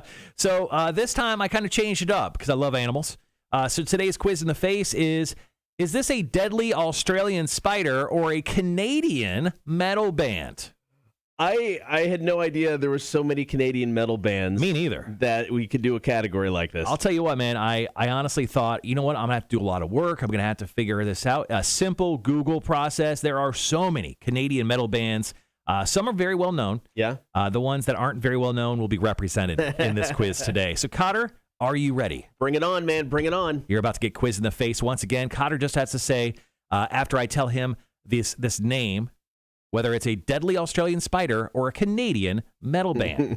Start off easy, Kotter. Okay. Let's go with Huntsman. Huntsman? Huntsman, plural. Oh, man, I want to say there is a Huntsman spider. Dang it. I thought you said starting off easy. Yeah. I'm going to go spider. You're going to go spider? Yes. That, Kotter. That is correct. That is correct. The Huntsman, these spiders are famous for being big in Australia. Scary, hairy, black legs bolting out from behind the curtains. Apparently, they're somewhere like almost 8 inches in length. No, thank you. Yeah. Don't go to Australia. I don't think you'll like it. All right, coming up number 2. Once again, we're playing Quiz in the Face. Is this a deadly Australian spider or Canadian metal band? Putting Kotter to task. Let's go with Anvil. Anvil. That is a Canadian metal band. That is a Canadian metal band. That is correct. There's a documentary about that band I've seen. Anvil are a Canadian heavy metal band from Toronto, Ontario, forming in 1978. Straight out the gate, 2 for 2. Doing good. You must be feeling good. Let's go with this one right here. You may get it. Okay. Let's go with Trapdoor. Trapdoor. Is that a deadly Australian spider or a Canadian metal band? That would be such kind of a cool name for a metal band. Trapdoor. But I think it's a spider, so I'm going to go spider. That is correct. Killing it, Kotter. Killing it. Once again, we're quizzing Kotter in the face. Are these deadly Australian spiders or Canadian metal bands? Trapdoor spider. Yes, these spiders are named after their habitat of camouflaging the entrance of their burrow to trick their prey into falling inside. Coming up next, what about Moxie? M-O-X-Y. Moxie. Oh. Is that a deadly Australian spider or a Canadian metal band?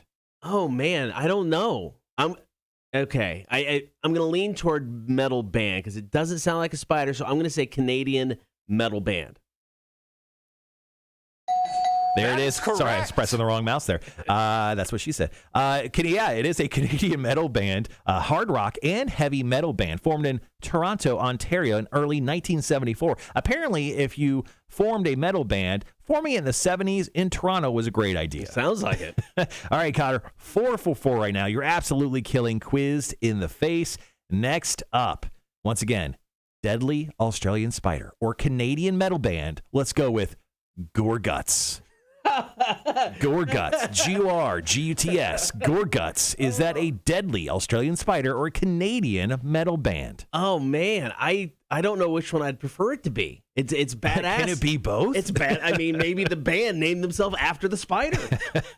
Maybe the lead singer of the band is a scientist. He discovered the spider. I don't know. There's so many options. But I'm going to go Canadian metal band. That is correct. That is correct. Maybe a little too easy for you on Quiz of the Face, or maybe just know a lot about, Australian deadly spiders and Canadian metal bands. But Kotter, you're 5 for 5. Kicking off this quiz red hot.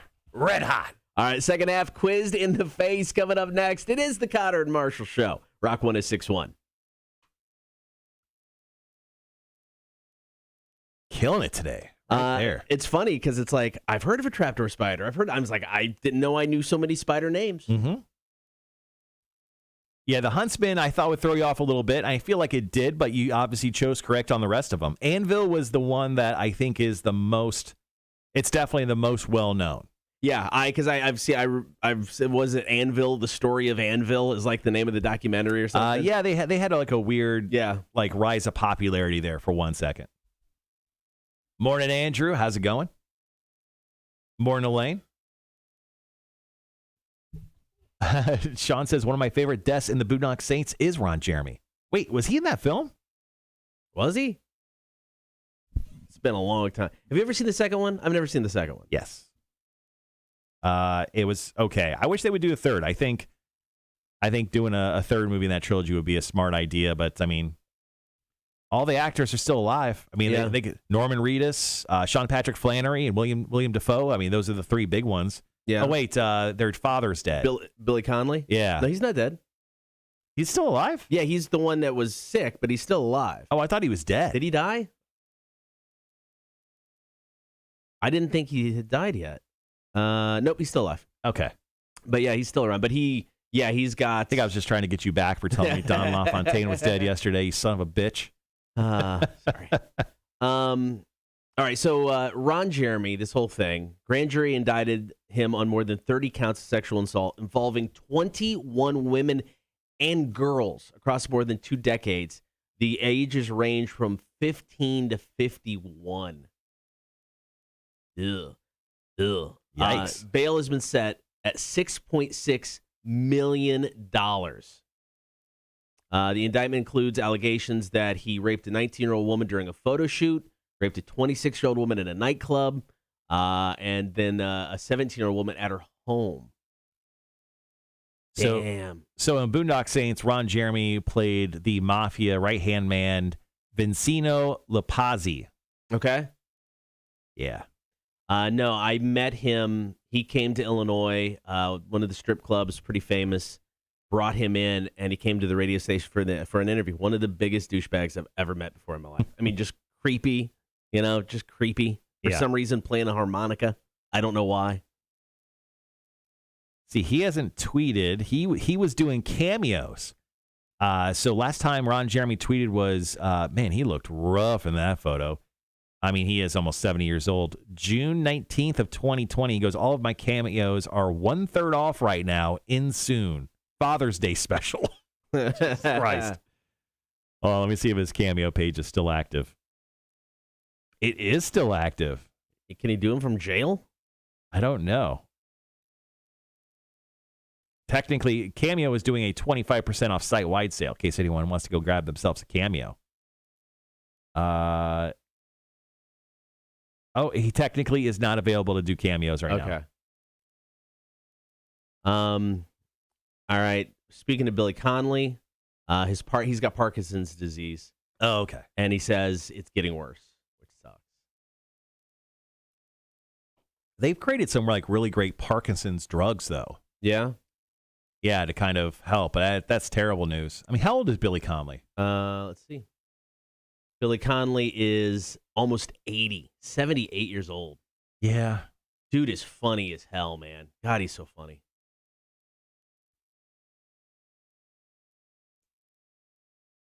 Crazy.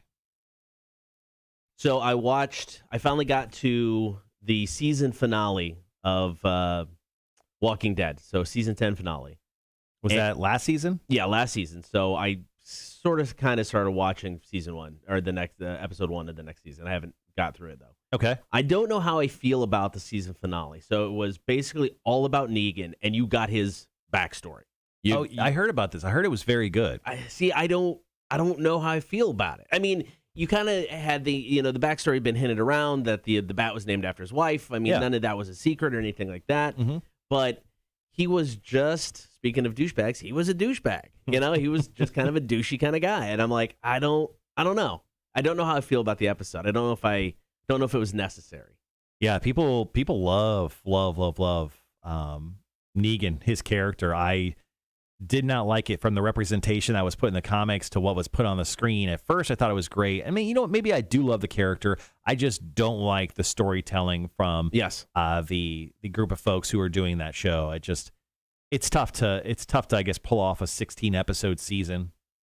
I still thinking it paring it down to do 10-episode seasons and making more of a cohesive story where instead of having like 6 episodes where it's just like people hanging out and then just like murdering a cool zombie in a random way. But yeah, I dropped off the Walking Dead bus. I'm not gonna lie, I don't think I can go back to it at all. I would rather just watch like a series of YouTube videos that are like 5 minutes for like 3 episodes at a time to kind of tell me what's going on. Yep. No, I'm gonna try to watch it. But yeah, I don't know. I just don't know if I needed that much backstory into the character. I mean, Jeffrey Dean Morgan is fantastic. I agree. Yeah. I agree with you. I think a lot of it has to do with how they've told the story and how they've, just kind of not really given him a whole lot. Yeah. So I watched a couple more episodes of Brand New Cherry Flavor once. Okay. 2 more episodes last night, and they're only like 35 to 45 minutes a piece, depending on the episode. That is a ridiculously good show. Like, I am still stunned at how off the frickin' wall it is. Just with like horror elements and just like a cohesive, great story. So the girl who starred in Alita Battle Angel, although she was like, her face was slightly CGI'd. Her name is Rosa Salvarez. Anyway, she stars in this series, and she's great. And like the entire series is very fun. Okay. I mean, I could tell you things about it. You just be like, what the hell? So, I mean, it's a series. It's not like an anthology? It's an 8-episode series. Okay. A continuing story about a filmmaker who gets screwed over when she gets to Hollywood, and she asks a strange woman who finds her to put a curse on him, and then she is dealing with the ramifications of that curse. Okay. And this guy is having all sorts of terrible things happen to him, and it is an insane story. Interesting. Okay. A Brand New Cherry Flavor on Netflix. Well worth a watch, guys. All right, we're going to be coming back here in just a few moments, doing the second half of Quizzed in the Face. Cotter's killing it. I expected he would. My wife, 10 for 10 on this game. I expect you to do the same thing. We'll see. We'll see. Now that there's expectations, I'll F it up. Well, I know number 6 you're going to get. I feel like number 6 is easy, so that maybe you won't get it. Yeah. Tony, Jeffrey Dean Morgan is hot and good in the role. I agree with both of those. He's a very attractive man, and he's great in the role. Is good in the role like a term for like sex? Have you made love to him? Good in the role? Good in the sack? No, I have not. Is that like a sexual thing? I've not had that Tony? pleasure. Not had that pleasure. So I'm out of it, but so much time is in it. I want to finish it. Oh, Walking Dead. Yeah, that's kind of how I feel. I think Negan was the best bad guy they had in the whole show so far. I don't know. I mean, I think he could have been, but that goes back to the writing, and I think everything was so slow when he came in. Yeah, I thought the governor was a great villain for that show. I wish, and I like the guy who played the governor. I just wish they would have kept it more in line with the comic book. Yeah. In the comic book, the governor is a man of Mexican descent, and he was even worse than what we saw on screen. And I wish they kind of brought more of that out and kind of went that way. I mean, I would say governor. I mean, when it comes to characters, I like Negan. I like Negan better than the governor. But when it comes to the TV show and how they wrote it in the story, I think the governor's story was better. But I'll say it. I think probably the best villain in the whole thing is Rick Grimes. Rick Grimes is an a-hole, and he went off the rocker, and I think he did a lot of, I mean, think about it, how the whole Negan thing started was them raiding somebody's place. You know what I mean? They were the bad guys. Yeah. They were the bad guys. Well, they were doing it as a favor. Yeah, I'm just saying. Rick Grimes, he's a villain in this show. He's totally a villain. Yeah, and the governor from the comic book, I mean, he had a Fu Manchu, like a Hulk Hogan Fu Manchu, long jet black hair. I would have loved to have seen that version on the screen. I think once they get past the show, we could get something. All right, guys, got to be right back.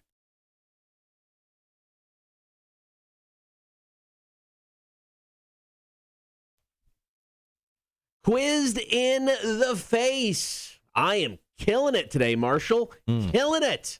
I thought you would. But let's see how you do on the second half of the quiz. Right now, you are 5 for 5. I'm quizzing you in the face between deadly Australian spiders or Canadian metal bands. Maybe I should move these metal bands closer to the continent. Sure. of Australia. We'll figure that out later. Okay, so here's the deal. We're quizzing Kotter in the face. I'm just going to give him a name of a potential metal band and or Australian deadly spider, and he just has to tell me which one it is. So currently 5 for 5. Let's go ahead and start the second half of the quiz, kicking off with Redback. Oh, Redback, Kotter. Is that a deadly Australian spider or a Canadian metal band? So on a scale of 1 to 5 as a metal band name, 1. On a scale of 1 to 5 as a spider name, 5. So I'm going spider. That, sir, is correct. That is correct. Had to leave you in. I was like, no, come on. What? Did I get it right? Redback spiders are found throughout Australia in many habitats, including urban areas. There you go. Moving on to number 7. Let's try Killer Dwarf. Oh, that's a metal band. Killer Dwarf. That's a metal band. Wow, you immediately. I've heard of them. That is correct. Yes, Killer Dwarfs are a Canadian heavy metal band that formed in late 1981 in Oshawa, Ontario, and enjoyed moderate success, according to the Wikipedia page. For some reason, I had a buddy in high school who was a fan of that band. Killer Dwarfs. Yeah. So I don't know why. And finally, that friend comes through. Paid off. Finally worth that friendship of 20 plus years. All right, let's go ahead and keep moving. Let's not start. Let's continue with wolf. Straight up, the word wolf. Oh, I mean, there's wolf spiders, so I'm going to go spider. You sure? Yes. You sure? Don't put down. Yes, I'm sure. Final answer? Final answer. And you're sure? That is correct. Yes, wolf spiders are often found in suburbia. Wolf spiders are a common feature in Australia, ranging drastically in both size and color. These arachnids, which are found across the continent, are known to often hunt toads and other insects. I have always said I've wanted to go to Australia, but now I'm really starting to second guess that and just going to stay home. All right, so these next two, Kotter, I think these are the toughest of them all. Okay. I left them for the very end. Good luck. Let's see if you can actually go 10 for 10 today, which you've only done, I think, once before. I think so, yeah. Coming up next, Quiz in the Face. We're quizzing Kotter. These are deadly Australian spiders or Canadian metal bands. The next one up is Black House. Oh. Black House. Is that a deadly Australian spider or a Canadian metal band? Black House. That's actually, unlike Redback, Black House is pretty cool either way. Right? Black House, they're headlining the show tonight. Mm-hmm. Black House, jumping on your face and killing you while you sleep. I'm going to say, got to pick one, going spider. Final answer, Kotter? Yeah, spider. Okay. That is correct. Kotter continues the hot streak. Black House is a species, is a robust spider. Large, even twice as large as the first one we mentioned. Body and legs are dark brown to black, and abdomen is charcoal gray. And a dorsal pattern of a white marking is sometimes indistinct on this spider. Fun fact, I learned so much about spiders, guys. It's the Rorschach of spiders is what it sounds like. Pretty much. All right, Kotter, you were 9 for 9. Here's our final one. Let's see if you can go perfect. So much pressure. Once again, quiz in the face. Are these deadly Australian spiders, or are they Canadian metal bands? The last one, Skullfist. Skullfist. Oh, man. A deadly Australian spider or a Canadian metal band. This is for a perfect game, Kotter. Good luck. Man, okay, so my initial thought is metal band. Skull Fist sounds awesome. But, if you have to go by death of a spider, I want it to be one that's Skull Fist. Yeah, that just sounds like an amazing spider name. But I'm going to go with my initial thought. And for the perfect quizzed in the face game, I'm going to say Canadian metal band. Kotter, oh, so close. And you did it. That is correct. And you did it. Skullfist was founded in 2006 by guitarist and singer Zach Slaughter, one of the best all-time metal band names that you could have to form a metal band in Toronto. Perfect game, Kotter. Congratulations. Feels so good. Feels so good. Show's done. I can go home now. All right, coming up next, we're going to talk Green Bay Packers. The coach wants to ban the wave at Lambeau Field. We'll talk about that and then just some annoying things that happen at sporting events. Coming up after 8 o'clock, Kotter and Marshall Show, Rock 106.1. Ooh. Thank you, Mamacita. Wanda, I stopped watching years back, but I totally jumped Jeffrey Norman's Bones. Jeffrey who? Dean Morgan. Oh, Jeffrey D. Morgan. Gotcha. Yeah. Yep. Yep, I hear you.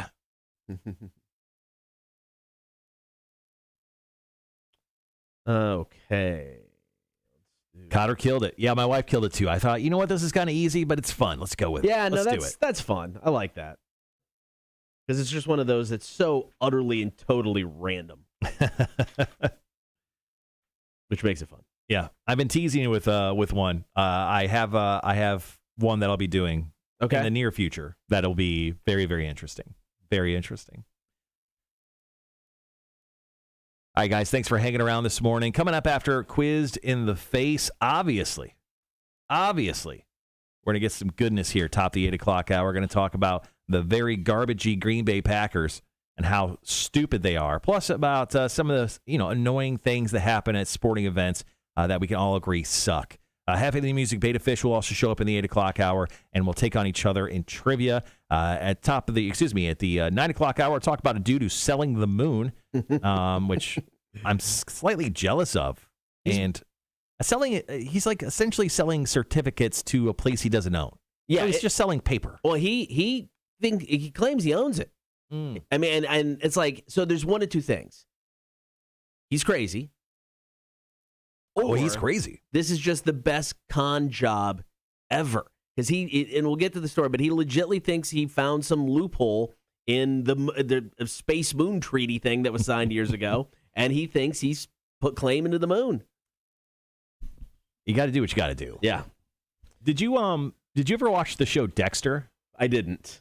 So Dexter did 7 seasons, and they've been off the air for like 6-7 years now. But they announced, a few months ago that they were going to do a new series to kind of help make the very unsweet final season better. Right.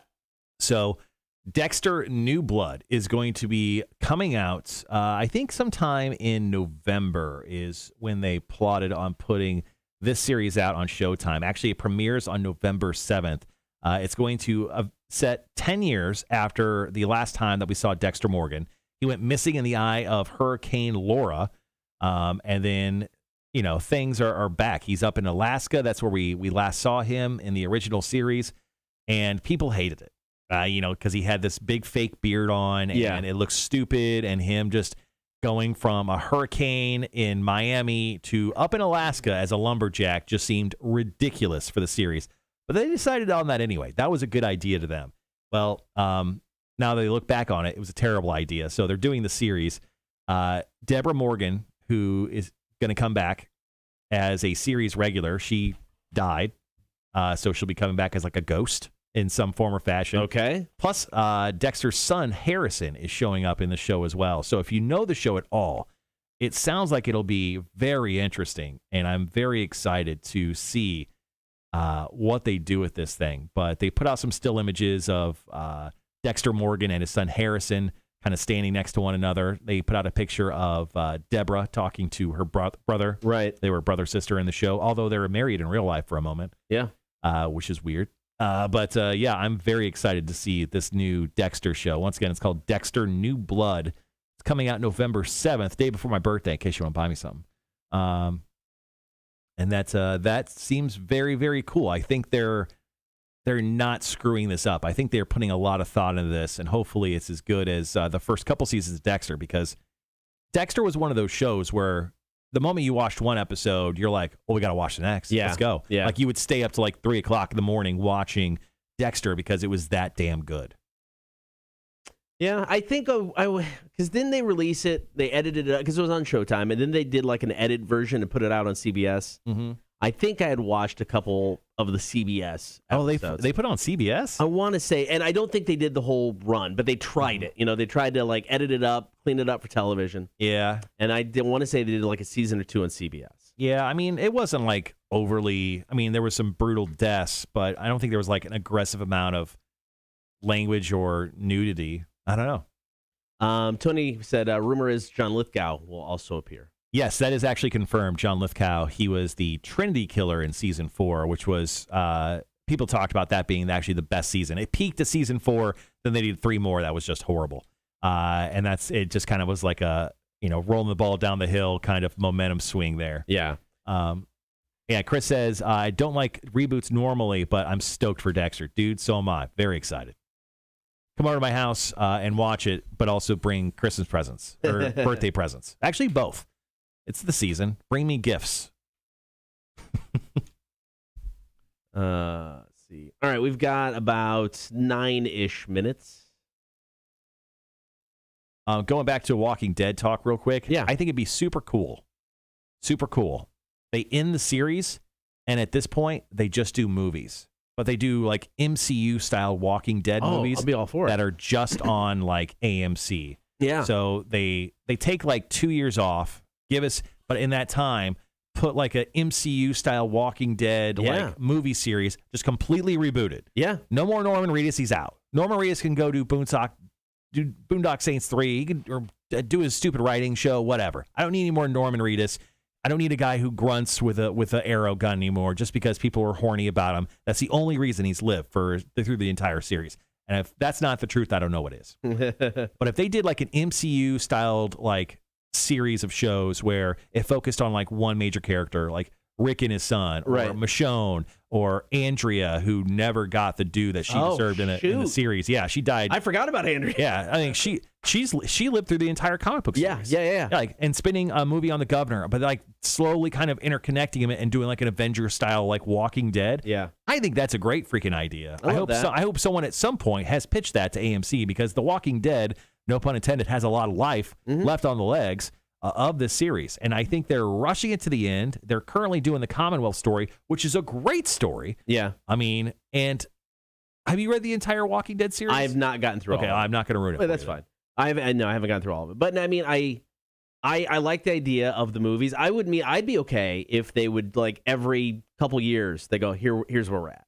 Continue the story. But, it's just like, here's what's going on 2 years later. Here's 3, and just like, and that'd be okay. I kind of want them just to reboot it at this point. Yeah, the one thing I would love, and I know I watched Fear the Walking Dead for a minute, and then did they ever release the third series?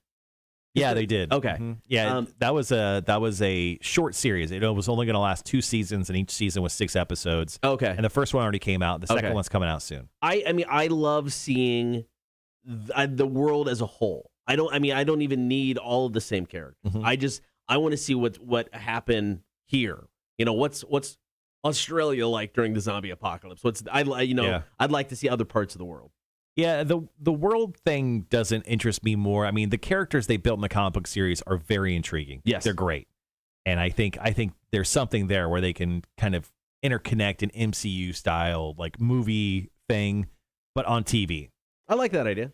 Wanda says, "Shut your face, Marshall. Norman is hot," and that's exactly, Wanda. No offense, you're the reason why The Walking Dead sucks. Because you're the person who is like, Norman's hot. If you kill him, we revolt or we riot. Like, he sucks as a character. He sucks, and he says nothing. I don't know. And here's the most endearing parts of Dexter of Norman. What's his name on the series?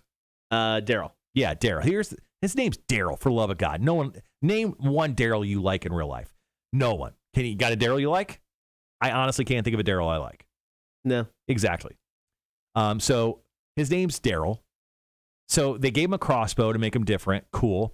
Then the only good amount of acting that he had in the entire series, and once again, yes, Tony, thank you for pointing that out. He wasn't even in the comic books. The only time he actually had a arc in the series that was even close to interesting was when his brother died. Season 3, 4, whatever that happened. He hasn't done anything in 7 seasons. You got a dog? They gave him a crossbow, they put a poncho on him, and they gave him a dog. Yeah. This man makes $10 million a year doing The Walking Dead, guys. Yeah. I mean, he's a draw still. Somehow. Kill that man. Kill him. Aren't they doing... There was talk of a Carol and Daryl series. I don't want it. Do we need it? I'm done with it. I think somebody posted, Sean, posted earlier, ready for Carol to die. I'm done with that character. I mean, Carol is, I'm done with that character. And like the one thing they didn't do is they never put Carol and Daryl together in a romantic relationship where people were claiming for that for a while. Yeah. They should have did it.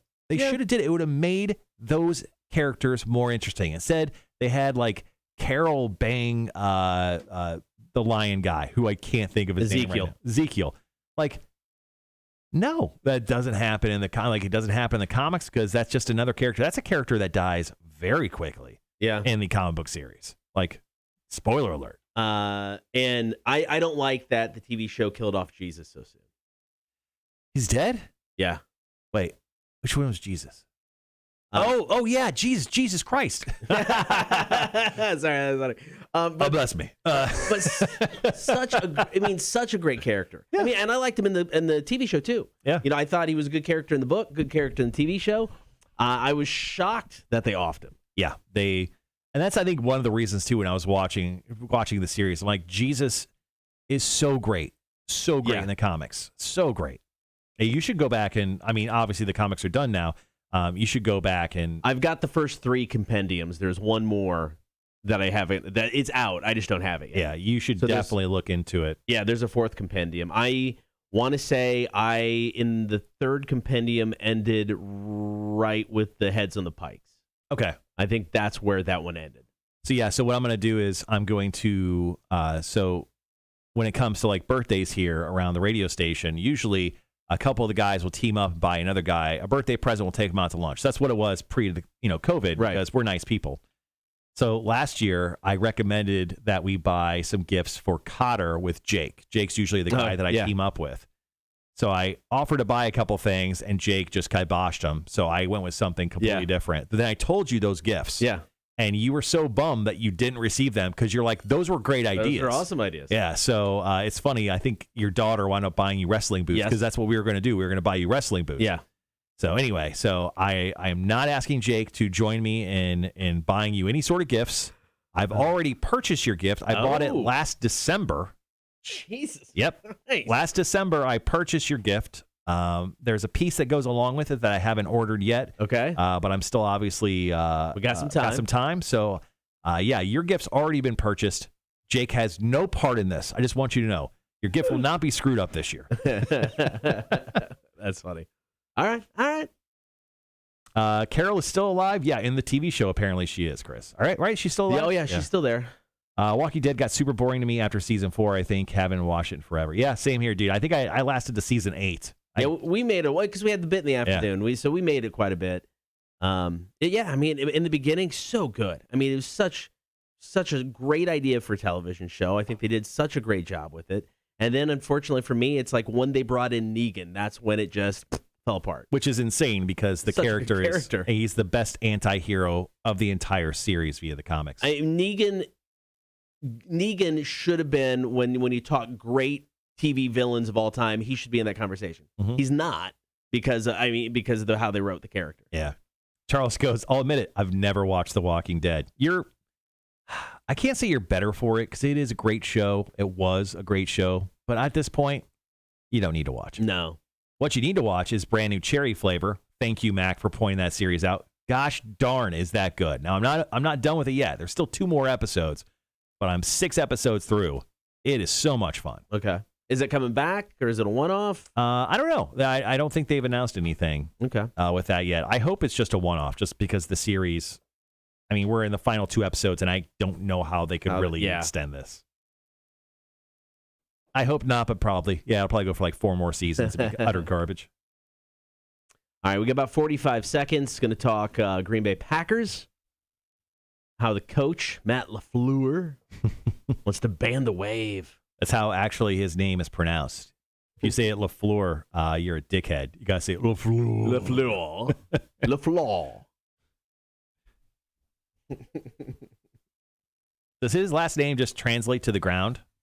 LaFleur? LaFleur. Yeah, so the Packers will win 0 games because they won't get off the ground. Yeah, that's totally going to happen. Yes. Totally going to happen. Aaron Rodgers would have stuck to his guns and retired, pussy. All right, guys, 10 seconds. We'll be right back.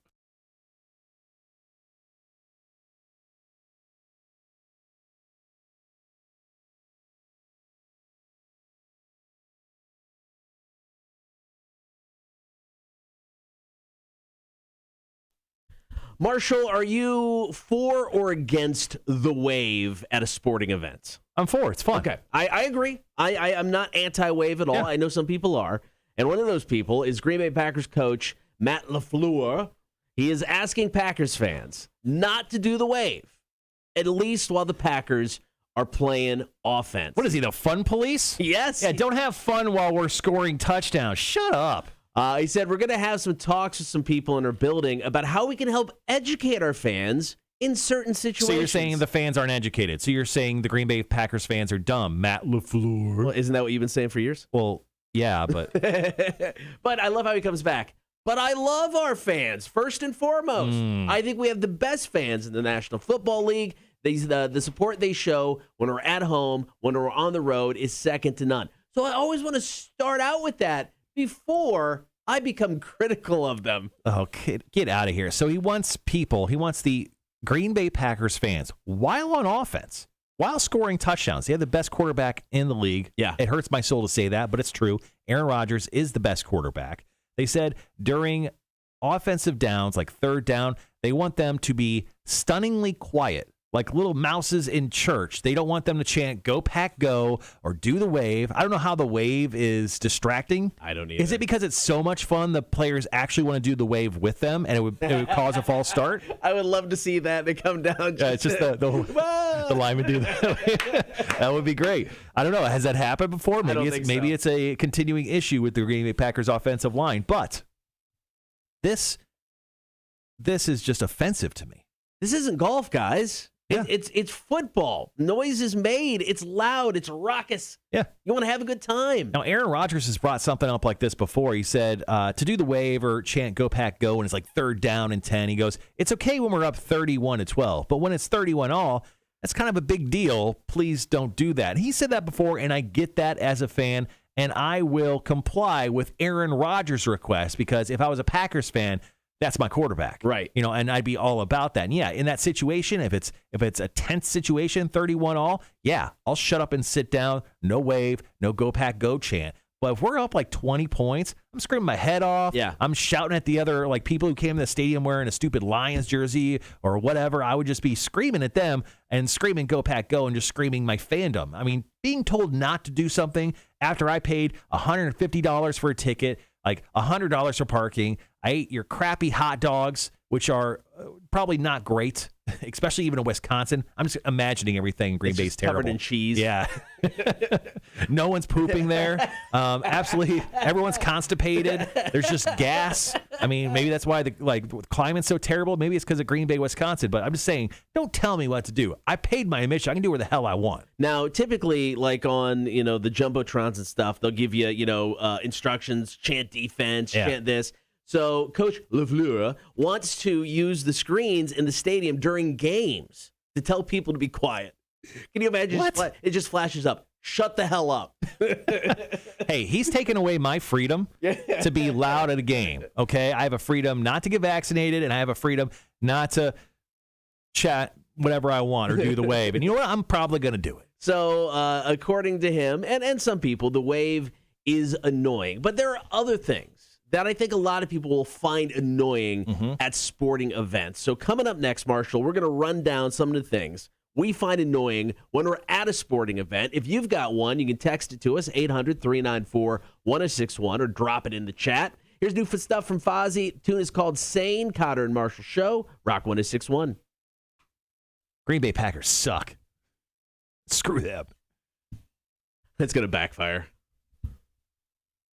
I mean, they will.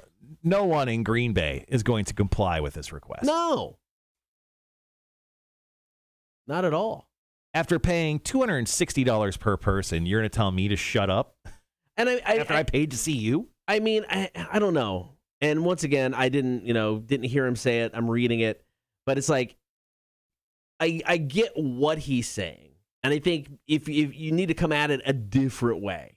I think they came at this the wrong way, because now if I'm a Packers fan, I'm like, F all you. Once again, and the most likable guy on the team is Aaron Rodgers. If I'm the coach, I would say, hey, Aaron Rodgers, please relay this information to our fan base.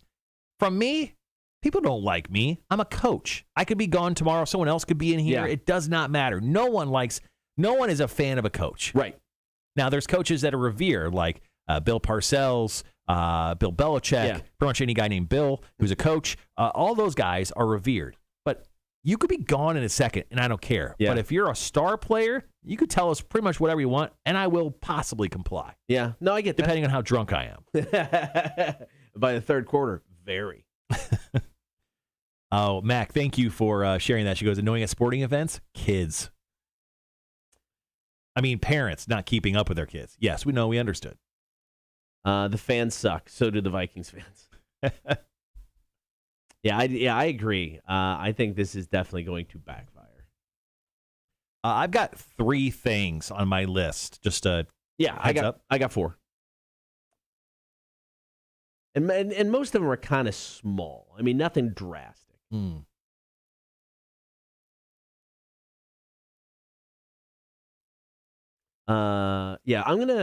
have tickets, obviously, through the Jacksonville Jaguars. So I think I'm going to go down to Jacksonville to watch a game this year.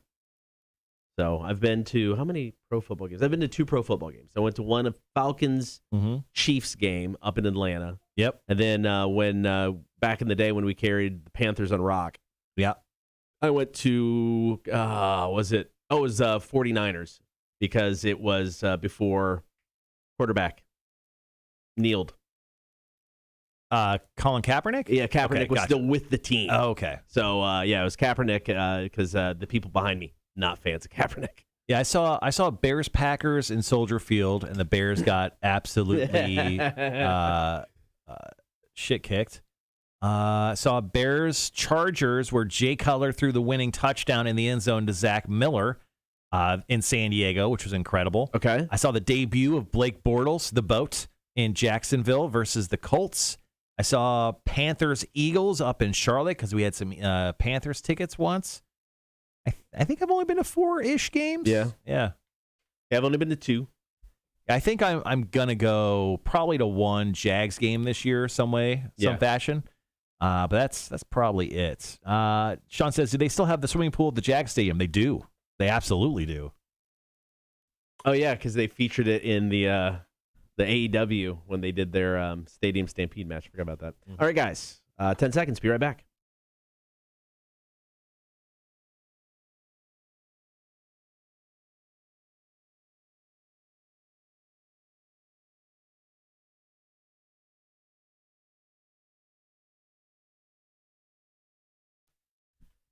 Green Bay Packers coach wants the wave banned at Lambeau Field this year, especially when the Green Bay Packers are playing some offense. Now, obviously, he finds it annoying. Some people find the wave annoying. I'm not one of those. But there are things at sporting events that I do find annoying. And the top of my list, super easy, the size of the seats. You're a tiny guy. How do you have an issue with the size of the seats? You go to some, and they're still cramped, regardless of how big you are. Now, it's like, I'd almost prefer bleachers because you can at least spread out a little bit. Right. But you don't so the boys can breathe a little bit better? Got to breathe. Yeah. But there's no back on that. And sitting in a game without a back, after you sit there for 4 or 5 hours, it gets a little rough. But just the size of seats in general annoys me. We went to WrestleMania at in New Orleans, and it was me, Jake, and Leaf. They're both kind of bigger guys. Kinda is a kind word. the Superdome seating is super tiny, and I was in the middle seat. Right. It was a snug fit for 7 hours of WrestleMania. You're the Oreo cream between those big old. Yes, I was. Oh boy. Yes, I was. All right. One thing I hate, Kotter. I hate long lines for the bathroom for guys. Yes. Okay. So for the girls, I understand, right? But when it comes to the guys peeing at the same time, I feel like when that thing happens, it doesn't happen all the time. I feel like all of our lunar cycles somehow are matching up, and we all have decided to pee at the exact same moment. Now, I'm a big time peeing at the wrong moment guy. Yes. I love peeing at the wrong moment. Now, when I say that, I don't mean like sitting at my seat and accidentally peeing my pants, which would be hilarious if I filmed it. But I'm talking about like, it's like third down. Like, I'm jumping up at third down and running to the bathroom. Yeah. I know everyone is focused on the game. 100%. I can get in and out of the bathroom, probably grab a beer, come back to my seat, and boom, not really miss any of the action. Hopefully, crossing my fingers. If I'm a Bears game, I'm definitely not missing any action. Sure. That's one thing I hate. When it comes to the guys taking a really long time to pee, that's the worst thing. Like, standing in line, the worst. So when you go to a stadium and there's a trough, can you do it? Oh, yeah, like when you go to Wrigley and they just have the ice in the troughs, and then it's a game. Yeah, they just have the trough. Yeah, and you're trying to pee to like break the ice down even further. Yeah, and then you kind of turn to your right too far, and then you just see a row of you-know-whats, and you're like, well, I've made a mistake. Yeah, I've definitely not done that. I can't do the trough. You can't do the trough? I can't be in I love the trough. We went to Ozfest years ago, and there was a trough. So I tried to go in between bands, get there, place is packed, get up to the trough. Nothing. It just can't. You just had a stage fright. Stage fright? Stage fright. Or was it like penis envy? Maybe, but I couldn't pee. I had to wait till a band started. Then I went, and nobody's in there. Another thing that annoys me at sporting events, and I'm cool, I get it. Sometimes you're going to have to get up. The people around you are going to go grab beer, go to the restroom. I'm cool with that. But when you do it excessively, when you're up and down, back and forth across the aisle multiple times, you get to the point where it's like, dude, you've run out of punches on the card. Sit your ass down. Yeah, and then like that happens a lot when like you bring your kids to games. Like, no offense, don't bring your kids to games. Like bringing your child to have that experience. Like, there's a certain age, 10 and over, I would say that's acceptable. But if you have a kid 10 and under, bringing them to games, leave them at home. Yeah, they can watch on TV. Try to find daddy. Try to find daddy and Uncle John. Over on your TVs. I think that's the best way to go. How about something that a lot of people don't think about when they think about like the stadium experience? Yeah, about things we hate.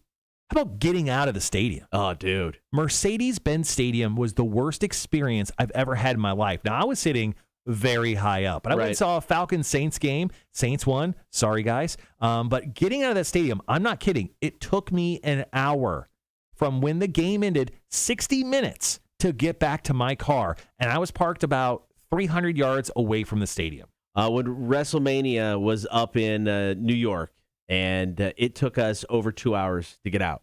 You waited in line to get on the train. I mean, we weren't back at our Airbnb until after 3 in the morning. I mean, it was utterly stupid. Yeah, like I love the lead up, the anticipation, going to the event, having a great time, but actually trying to get out of the stadium when there's like 70,000 other people with you, it is the worst. The last thing on my list, and it's a tiny thing, but for whatever reason, the last few times I've gone to a sporting event or when we went and watched the Hella Mega Tour down to Jacksonville, opening beers for me when I'm not ready to have my beer open.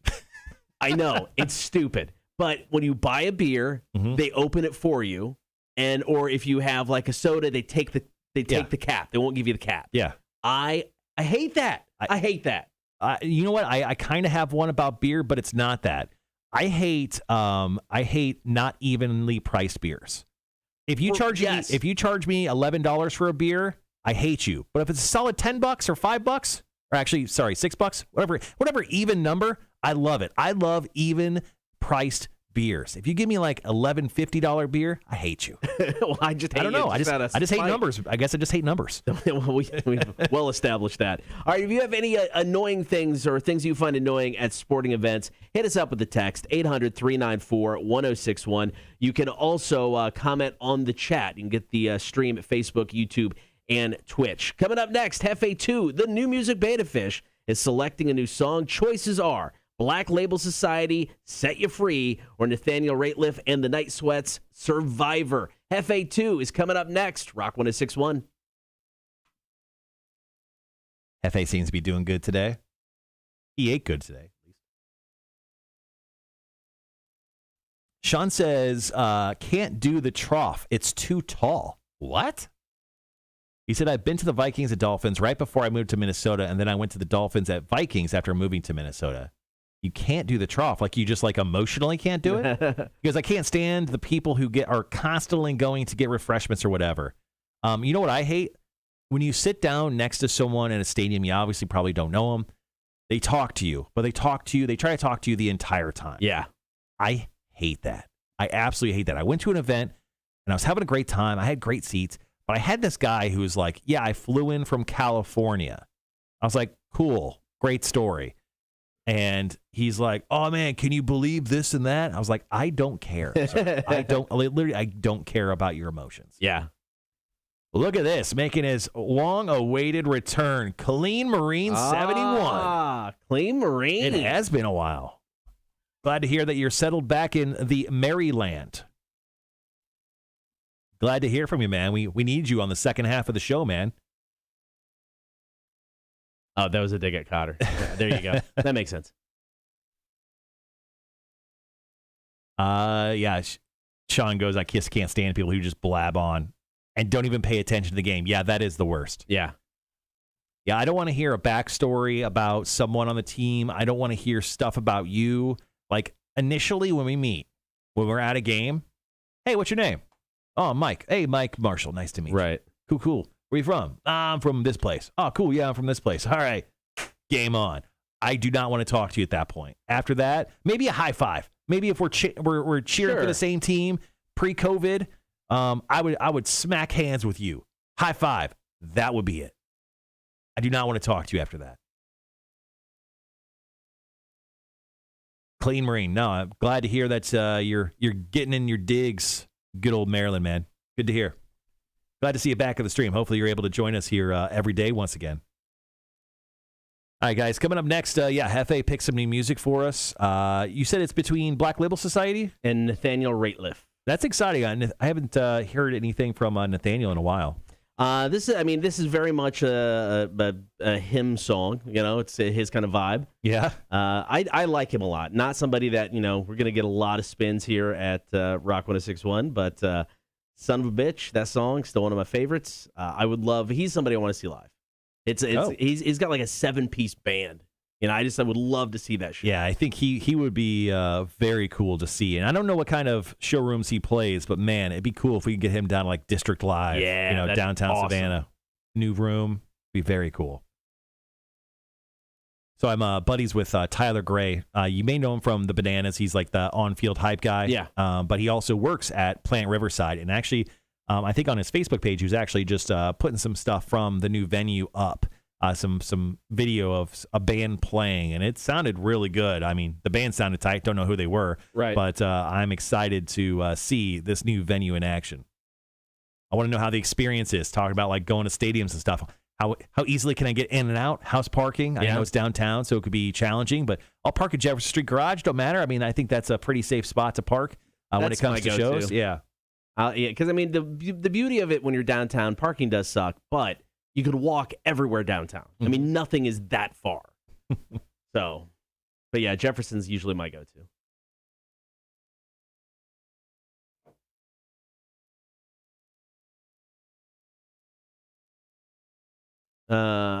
Okay, we've got a minute or so of commercials. Got some Rob Zombie. Gonna get to Dragula, and then Hefe. Hey, Rob Zombie's still in Budapest. He's actually just put up some pictures they're building out after he posted the blueprint of the Munsters house. He's filming a remake or a reboot of the Munsters. After showing off the blueprints, they showed off the building of the house. They got most of the frame up already. So, I mean, they're building, I'm guessing, the exterior shots of the home in Budapest, and it's going to look pretty damn awesome. I can't wait to see it fully put up. So there's you watch Cobra Kai, right? Yes. I don't think I've made it through because is the new season out yet?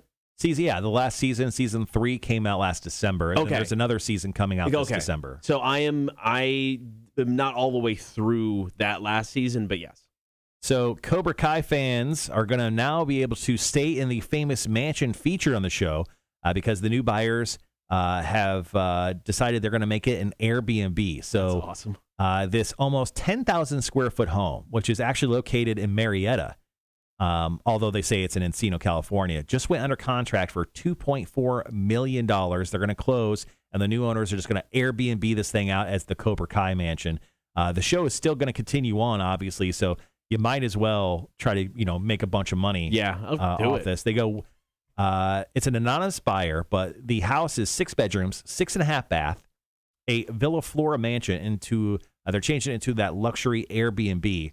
They're going to have a bunch of Cobra Kai stuff up on it, and it sits on 1.1 acres of land, so you can practice your karate moves. That's awesome. Now, apparently Jamie Foxx was interested in purchasing the property last year, but it fell out from underneath them, and now the Cobra Kai house is getting sold, which I'm guessing if they still want to film there, I mean, they can just rent it out as an Airbnb, right?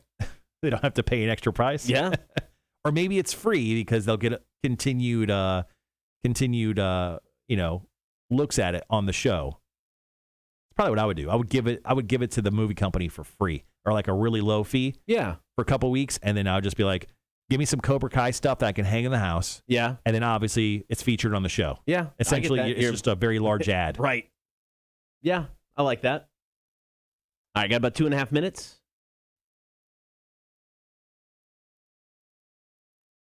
So a lot of fantasy football drafts are happening here over the next few weeks, including ours.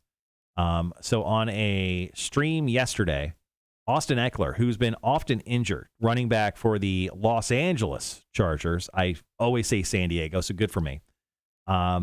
He said he would draft himself first this year. He's wink, wink, nodding to everyone. He goes, rest assured, I would definitely be choosing myself at number 1. I'm picking myself number 1 overall because I'm betting on myself, feeling great, feeling explosive, ready for these preseason games to be over so we can get on the dang field. So Austin Eckler may be a sleeper pick to pick in this year's fantasy football draft. At least according to him. Yeah. According to himself, he's going to kill it.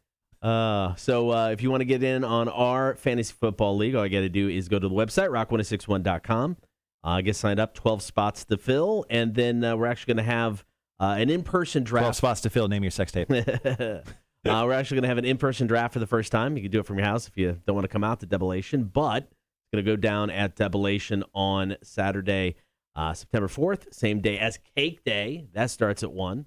You can come out for that, and then we'll do our draft afterwards.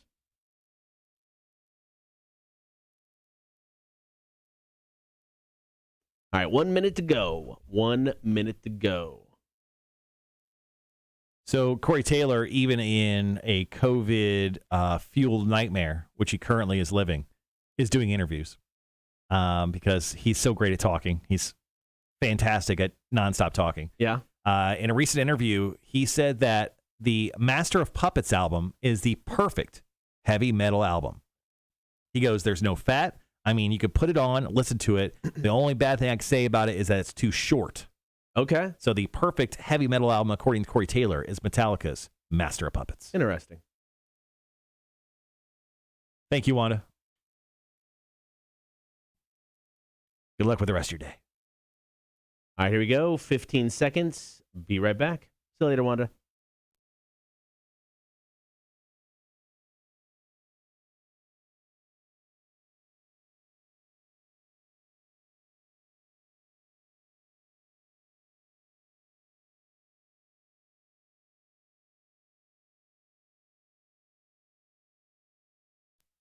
Hefe to the new music beta fish. Each and every week, Hefe selects a new song for us to play. Today is no different. As always, he's got a couple choices. Choice number 1 is brand new stuff from Black Label Society. Tune is called Set You Free. They got a new album coming out, Doom Crew Incorporated. It comes out, of course, Black Friday. Sick. November 26th. Metal. They're going to hit the road in October for the Doom Troopin' Over North America tour. And you've got to check out the video for this song, Set You Free. 2 words, bath salts. Oh. Bath salts. Okay. Watch the video. Here's a clip for the song. One of them that's up for grabs with Hefe.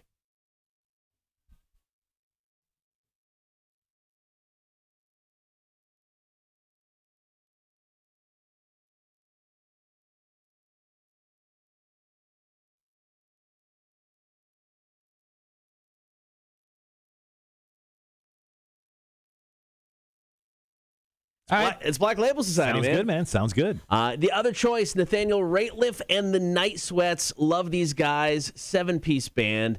A little bit different than what we normally play here on Rock 106.1, but they got a brand new album coming out called The Future. That drops on October 5th. It's the first album from the band in over 3 years. Their song is called Survivor.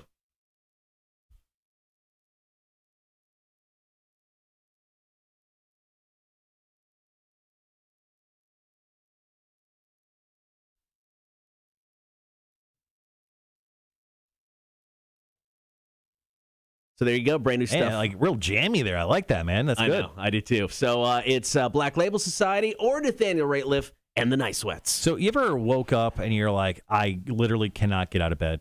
Oh, I yeah. feel like Hefe's having that moment right now. He doesn't seem like he really wants to get to work, but he's currently on the camera if you're streaming us, the YouTube, Facebook, or Twitch. So he's currently in position. Good boy, Hefe. All right, so here's the deal. Black Label Society on the left, Nathaniel Ratcliffe on the right, and Hefe is off, immediately going to the right, trying to make up his mind. Now he's going back to the left. Hefe, you got to choose one side, buddy.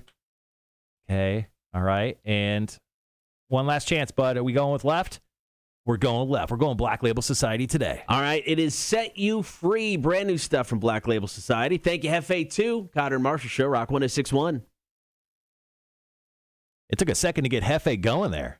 Sometimes, what I do is I just tap on the front of the tank, and usually that's the cue for me to, feed him. Right. So he'll come up, be like, where's the food at? And then he'll eventually pick a new music song for us. So today, I tapped 12 times, and he was just sitting in the back. Now, I knew he was alive because I could see his little stupid fish face, his little flippers wiggling and stuff. But, he did not want to get out of bed and work today. I get that. 100%. Very relatable. Our fish is very relatable. That's why we love him so much. All right, so we got about 3 minutes. Coming back, we're going to take each other on in trivia. Do you want to go first? Do you want to ask me first? Or want me to ask you? You asked me first, so I will ask you first this Okay, time. sounds good. And since we know going in, we'll split it up over 2 breaks. Yes, we will. On the first half, let me make sure to say the correct answer. Yes. Thank you. Sorry, guys, our phones are down completely today. Yeah. They at first kind of worked on Monday, and then they sort of worked Tuesday, and then yesterday, absolutely not. And then today, more than absolutely not. Yeah, Tim Engineer is back next week. He's going to have to check it out.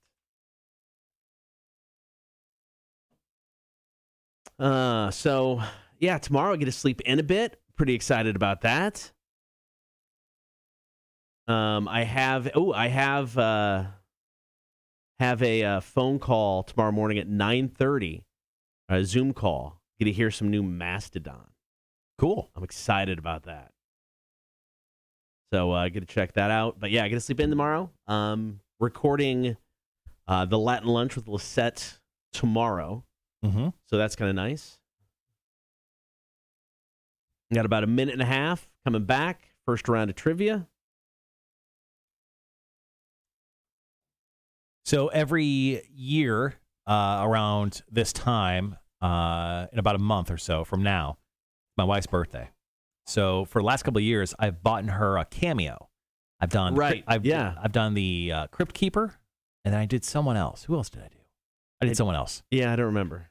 So I did another one, and I'm very excited to see it. But Okay. the bad news is I have to hold on to it for a little while because her birthday month is the month of September, and this correlates with something on the earlier half of the month. So Okay. you're going to celebrate birthday month for my wife, and it's going to be pretty cool. I can't wait to show the video off. Nice.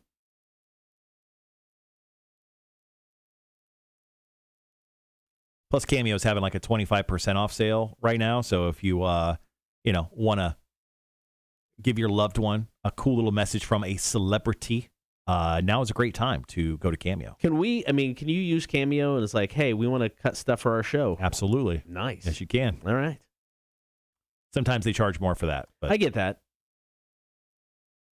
That could be fun. Is the Aussie guy on there? I don't know. Ozman? I haven't looked. I've reached out to him to see if he'd cut stuff for the show. Told him I'd pay him. He never got back to me. Dave Mustaine's only $225. That's not bad. All right, guys, be right back.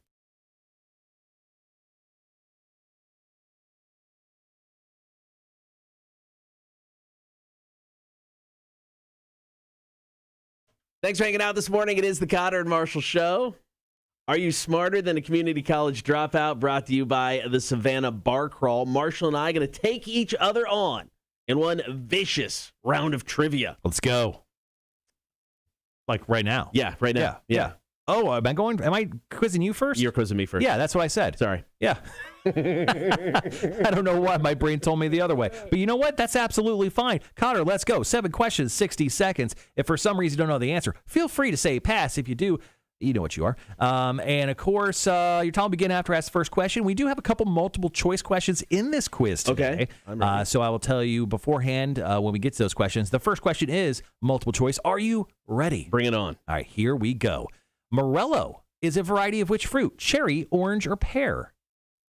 Oh, I'm going to say pear. That is incorrect. Question number 2, also multiple choice. At what temperature do Fahrenheit and Celsius match?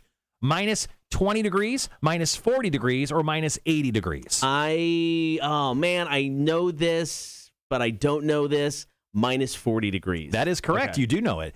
Question number 3, what is a young female horse called? Oh, is it full?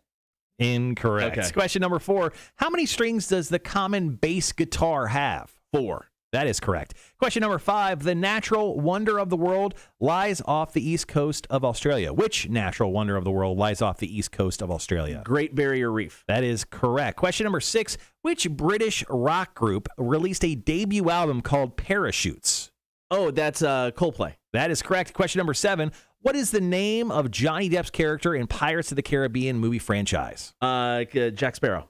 That is correct. Although your time is up, I'll give it to you anyway. Okay. You got 5 correct today. Ooh, all right. I want to go over correct answers real quick. Absolutely, Ones I screwed up. Here are the correct answers. Morello is the variety of which fruit? That would be a cherry. Okay. Question number 2, at what temperature do Fahrenheit and Celsius match? It is negative 40 degrees. What is a young female horse called? That's a filly. Oh, yeah. Question number 4, how many strings does the common bass guitar have? That is 4. Which natural wonder of the world lies off the east coast of Australia? That's the Great Barrier Reef.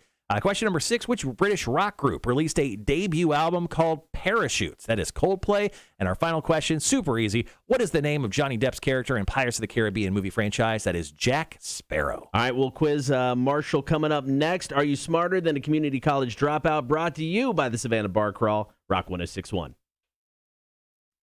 Yeah, for some reason, my brain told me I was going first, although I said the exact opposite thing too, so I do apologize. It's all good, man.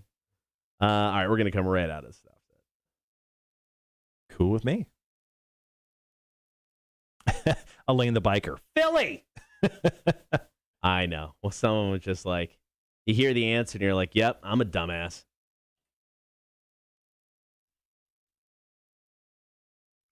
So the one thing that sucks about Illinois, except everything, is, oh, you know what? Weed's available now. Oh, I can get high, guys. That's true. Question is, how high do I get in Illinois? High enough to paint the shutters. Well, I got to paint my mom's shutters. Yeah. So I'm going to spray paint them. Is that a good idea? Yeah, why not? Yeah. I haven't been to Illinois. I don't think I've been to Illinois since it's been legal. Is it just dispensaries everywhere? I mean, how does it work? I really don't know. I haven't been up there. I'm guessing dispensaries, but yeah, I don't think my brother doesn't do any of that because of his job. Right. Technically, he can't. According to his job, I don't think he can. Sure. My sister, I think, can. I'll have to ask my sister. She gets high. She got high with me at the Denver Museum. It was awesome. I think that's the only way you should be able to be allowed in museums. Speaking of, you should actually have to be at some level of highness. You know what? No rational person goes into a museum and is like, I'm going to go enjoy art today. No, you have to be high so your brain can explore stuff. See you later, Sean. Thanks, brother. As more states legalize marijuana, and if we ever get to the point where it's federally legal, why don't you do that? It's high night at the museum. Come in. We're gonna eat some edibles. Yeah, it's a classy high. Edible is free with paid admission. Yeah. And you just have events like that. Yeah. And you get a T-shirt that says you can buy one that says I got high at the museum. I mean, you can't tell me people. I mean, people would go to that. Yeah, they're all in. Yeah, art exhibits, everything. Yes, I mean, even better. So you want to get really classy. So you go to the museum, and then you have one of those like cannabis curated meals.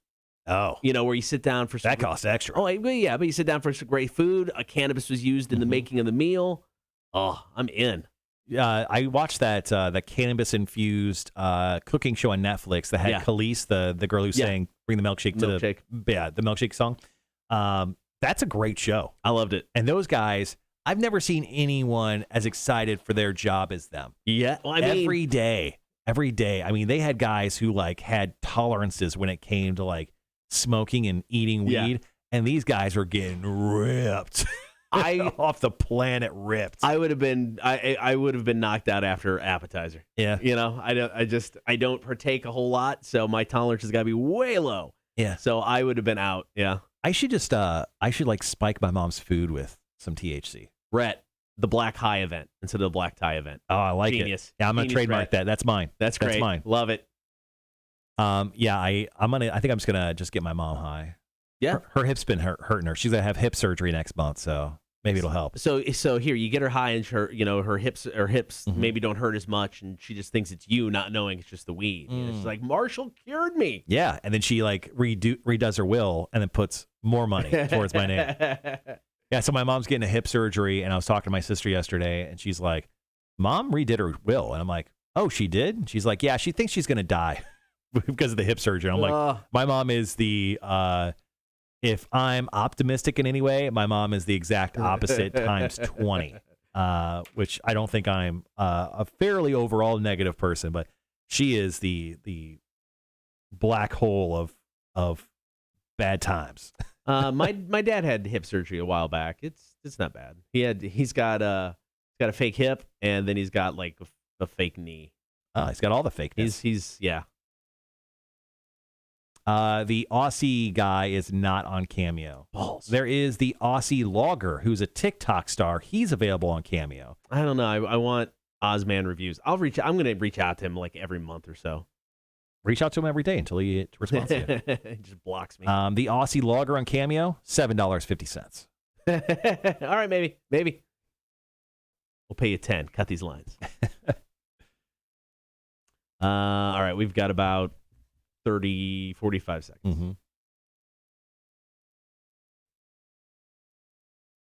You get the singer of Rascal Flatts, Gary Laveau, for $165.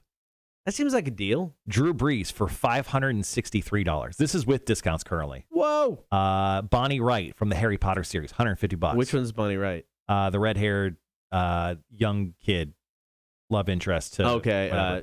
Ginny Weasley? Yeah. Okay.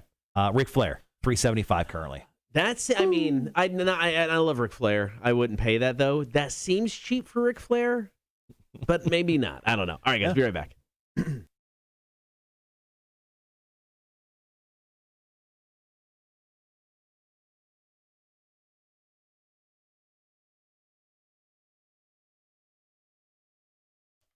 Are you smarter than a community college dropout? Brought to you by the Savannah Bar Crawl. I ended up going 5 out of 7. It's now time to see how Marshall does in a round of trivia. 7 questions, 60 seconds. Your time will start as soon as I finish question number 1. Marshall, are you ready? Yeah, totally ready this time. Yeah, let's go.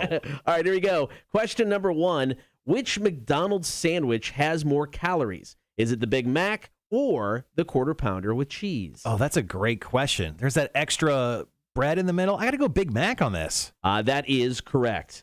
The Wellington International Airport in New Zealand is home to a life-size sculpture of what Lord of the Rings character riding an eagle? Gandalf. That is correct.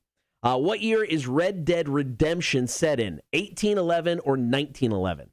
Oh, also great question. 1911. That is correct. Yes. What 2004 autobiography of Red Hot Chili Peppers lead singer Anthony Kiedis was named after which song from the band? Scar Tissue or Under the Bridge? Ooh, Scar Tissue. That is correct. Yeah. In the 2013 Geico ad, what animal is seen walking around an office announcing, "It's Hump Day"? Oh, camel. That is correct. What baseball player married actress Marilyn Monroe in January of 1954? Oh my God. Hank Aaron. Incorrect. Damn it. Who did Dave Thomas name the fast food chain Wendy's after? His daughter or his niece? Oh, his daughter. That is correct. 6 out of 7. Who's dumb now, Mom? Who's dumb now? All right. Correct answer is, the Big Mac has more calories than the Quarter Pounder with cheese. Extra bread. That's an extra piece of bread in that secret sauce, baby. I checked out this sculpture of Gandalf. It is awesome. Yo, it's massive. I mean, it's like they got it attached from the ceiling flying down, and then there's like a restaurant, and they got like Gollum in the. I mean, it's really cool. I'm a big Lord of the Rings fan, and somehow I know that, and I've never been there. Red Dead Redemption set in 1911. Scar Tissue is the name of Anthony Kiedis' autobiography. Yes, it was a camel in the Hump Day ads from Geico. Who married Marilyn Monroe? Joe DiMaggio. Joe DiMaggio. Damn. And Dave Thomas named the fast food restaurant Wendy's after his daughter. Now we're back Monday with more Are You Smarter Than a Community College Dropout Trivia, brought to you by the Savannah Bar Crawl. Your chance to call in and play. Kotter and Marshall, Rock 106.1. Don't say things you don't mean. Wishful thinking. All right, guys. Got a bit of a break before we jump into our final hour of the show today. We're going to talk some fantasy football. We're going to talk about a dude who's selling the moon. I may just go buy a piece. I may just go buy some. It's not expensive. Like, I think $20. Yeah, I mean, yeah, with fees and everything it gives. But yeah, it's not horribly expensive. It's basically when you name a star after somebody. You're not naming crap. You're getting a piece of paper. Yeah, yeah. But, it's a great gift. If someone gave me a gift that, like, I own a piece of the moon, it would either be the coolest or the worst gift. Right? But it would be something. I would definitely, if I gave it to someone, I would make it framed immediately. I would give it to him framed. Yeah. Red says it's Nicole's birthday soon. You can own a piece of Crater Bay. Yeah, I know, man. But I have a list of her birthday presents already, and I've already purchased enough. It would have to be a Christmas present, but timing. Coming up, like I said, later in the show, we're going to talk about this dude who's selling the moon. Also, I've got 3 stories from Marshall's Music News. I switched out one of them. We're going to talk about 9 Inch Nails and Halsey. They've gotten together, and 9 Inch Nails, Trent Reznor, is producing Halsey's new album, which comes out tomorrow. Right. And they've got a laundry list of special guests on the album, and I'm excited for it. Okay. Which one are you going to do first? That's a great question. We'll go with that one. Okay. We'll go with that one. After that, we'll talk about Nirvana and the baby on the Nirvana album who is currently suing them for child pornography. Also, Five Finger Death Punch, doing some great work, specifically Ivan Moody. He did some really great stuff with his cannabis company. Speaking of cannabis, that we'll bring up here in just a little bit in the 9 o'clock hour. Yeah, but speaking of, I don't know the rules of weed in Illinois, but I'll try to figure them out. I'll see what my sister can share upon my arrival. I get in like 11 o'clock Eastern time into Illinois, so we'll see how that goes. I mean, I'm not going to lie. Being able to partake in weed makes going to Illinois and visit family way more interesting. Oh, yeah, without a doubt.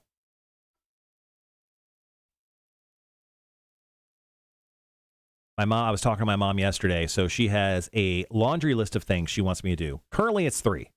She wants me to paint her shutters, which no matter what happens, no matter what kind of job I do on the shutters, even if they look professionally done, she will say something to another family member about how she wants them redone.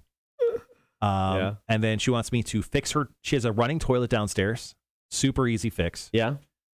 Most times just an adjustment of the chain. And then after that, she has a dresser that has a mirror. I just need to put the mirror on top of the dresser and then screw it in with the brackets. Oh, okay. So technically, one trip to the hardware store. You would think. Grab some spray paint. Yeah. The shutters apparently are burgundy. Okay. So I just have to find a burgundy-like color. She said she has some sawhorses. Gonna pop them off, spray paint them, and then just rotate. She's got 7 windows that has shutters. So I got 14 shutters to paint tomorrow. Seems easy. Friday. Seems easy enough. You know what, Rhett? That's actually a great idea. I should offer power washing, but putting that as a carry-on, I think, would be an issue. Yeah. See you later, Rhett. Have a good weekend, man. Yeah, grab some snoozes, bro. You can rent a power washer? Can't you? Probably. Yeah. That's just too much. My nephew has a football game on Saturday morning I may go to. Oh, cool. But I may, it's in Liberty County, so it's like an hour away from no offense. From where my brother lives. No offense, nephew. Yeah. I went to his game last time I came. Yeah. So I think that's okay. I mean, I think it's, if it was local, I think you go. Yeah. I mean, if it consists of you driving an hour, you're only there so long. Mm-hmm. I think everybody understands. Yeah, I think maybe Saturday morning I just may grab my mom and then go have breakfast with my sister. Okay. And I think that'll be my family time because I'm thinking Saturday night I may bounce out and go grab some drinks with some friends. I don't blame you. Yeah. But that's my trip, guys, just in case you're wondering.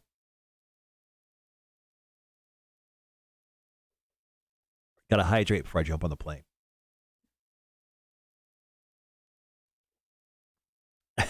Thanks, Charles. I appreciate that, buddy. Charles goes, I'll be around if you need any technical advice on the toilet.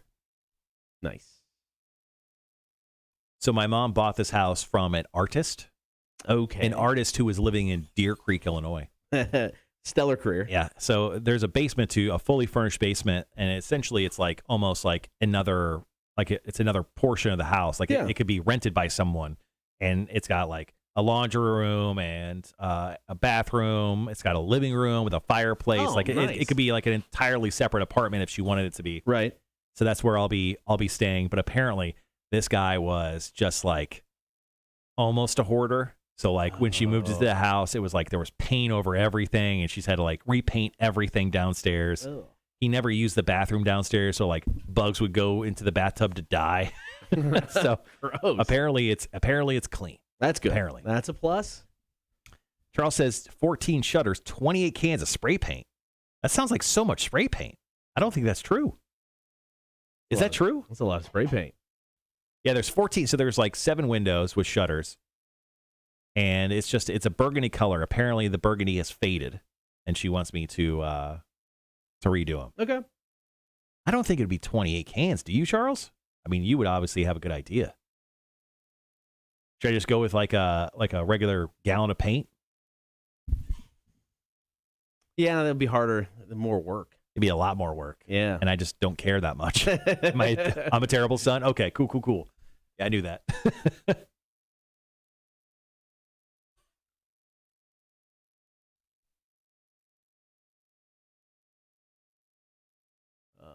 So I'll be in tomorrow. Sleep in will be great. I'll get here about 9. Got that call. Check out some new Mastodon at 9:30. Mm-hmm. Cordless set. Get some other stuff done. Probably head home and work from there. That's my tomorrow.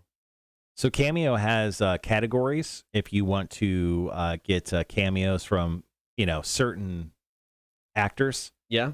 And they actually have a office category. So you can get Kate Flannery on there. Let's see who else. David Ketchner, Annie Buckley, who played the Big Boss. Okay. Oscar Nunez.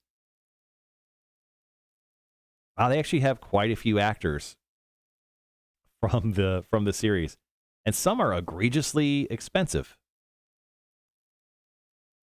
So I mean, Oscar's $200. Really? From The Office, yeah. Hey, man, people pay for it. It is very funny.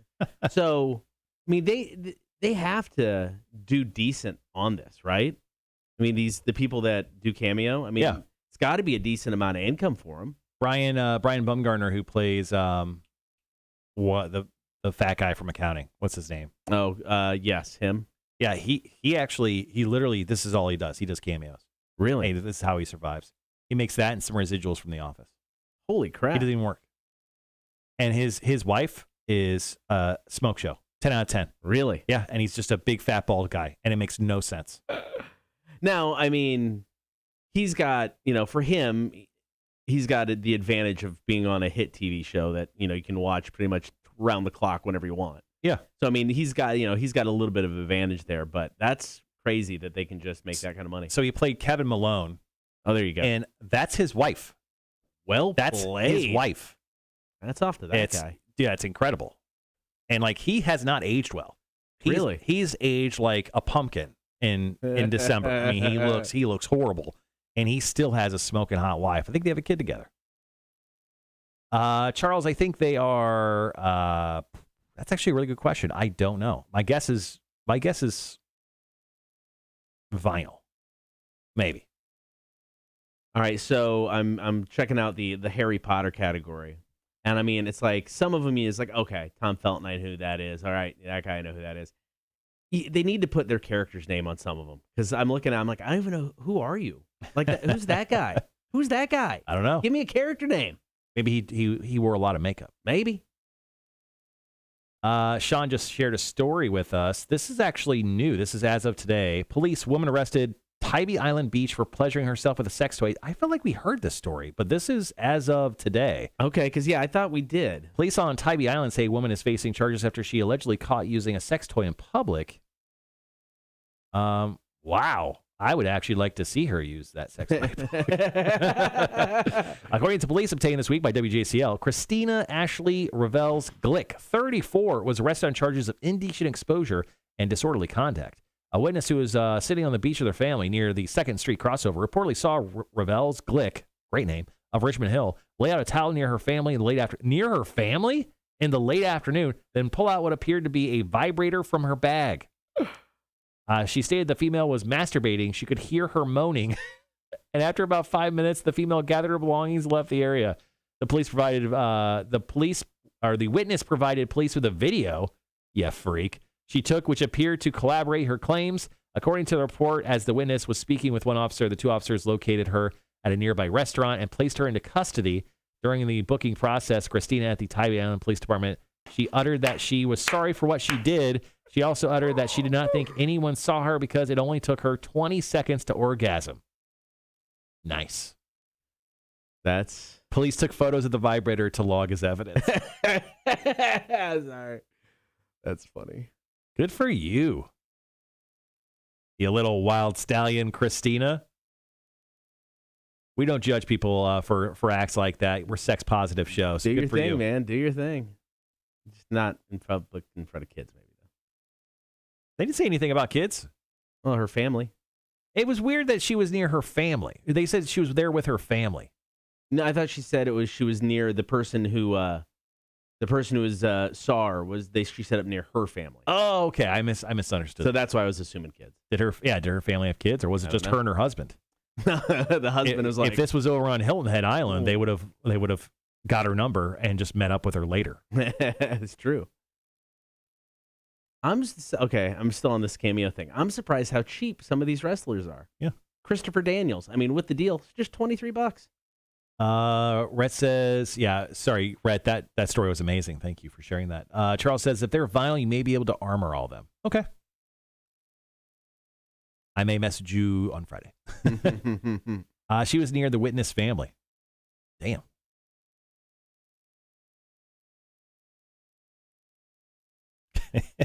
She started moaning aggressively. All right, so we've got about 6 minutes. 6 minutes still to go.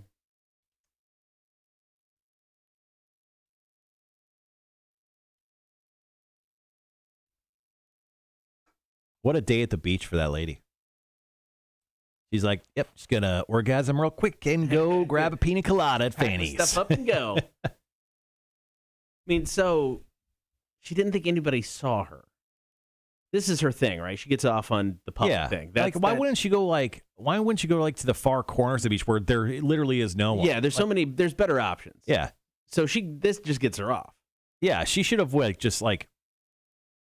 if you go to where the pier is on Tybee, if you just go to your right and keep going, there's no one down there at the very end where they have a bunch of rocks and stuff. Just go down there. Yeah. Do your thing. She wanted to be seen. Go moan as loudly as possible. Wanted to be seen. Scream your head off. Well, anyway, sex positive show. Do you? Sorry you got arrested. She did her and got arrested. Sorry about that. Oh, look at this. Charles got a big day. Ice check, beer check, sunscreen check, chair check, vibrator check. Wait, is that for you or was that for her? That was her. No, I'm pretty sure this is for him. That's him? Charles, you got a day ahead of you, bro. Hey. Treat yourself. You deserve it. You deserve it, buddy. All right, got about 5 minutes. You don't stay big, bald, and sexy by not, taking care of the package. And by that, I mean from head to toe, your package. You're a large man. Tonight's the grand opening celebration of the Coastal Empire Habitat for Humanity executive offices. Oh. I got invited. I'm not going to be able to make it, guys. Yeah, I get that. It's 5:30 to 7. I need to be at the airport. Boarding starts at 5:53. So I think I'm going to leave my house 4:30. Get there, I'll park. I've got one bag we're bringing total. Yeah. I'll be fine. Right? I'll be fine. It'll be good.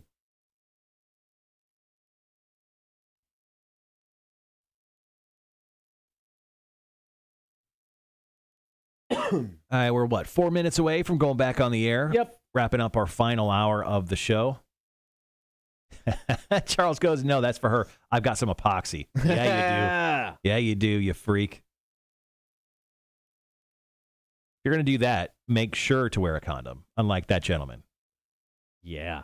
Why didn't that gentleman just use the tried and true method that most people in the world do? Pull out. Maybe he was a sporadic orgasmer.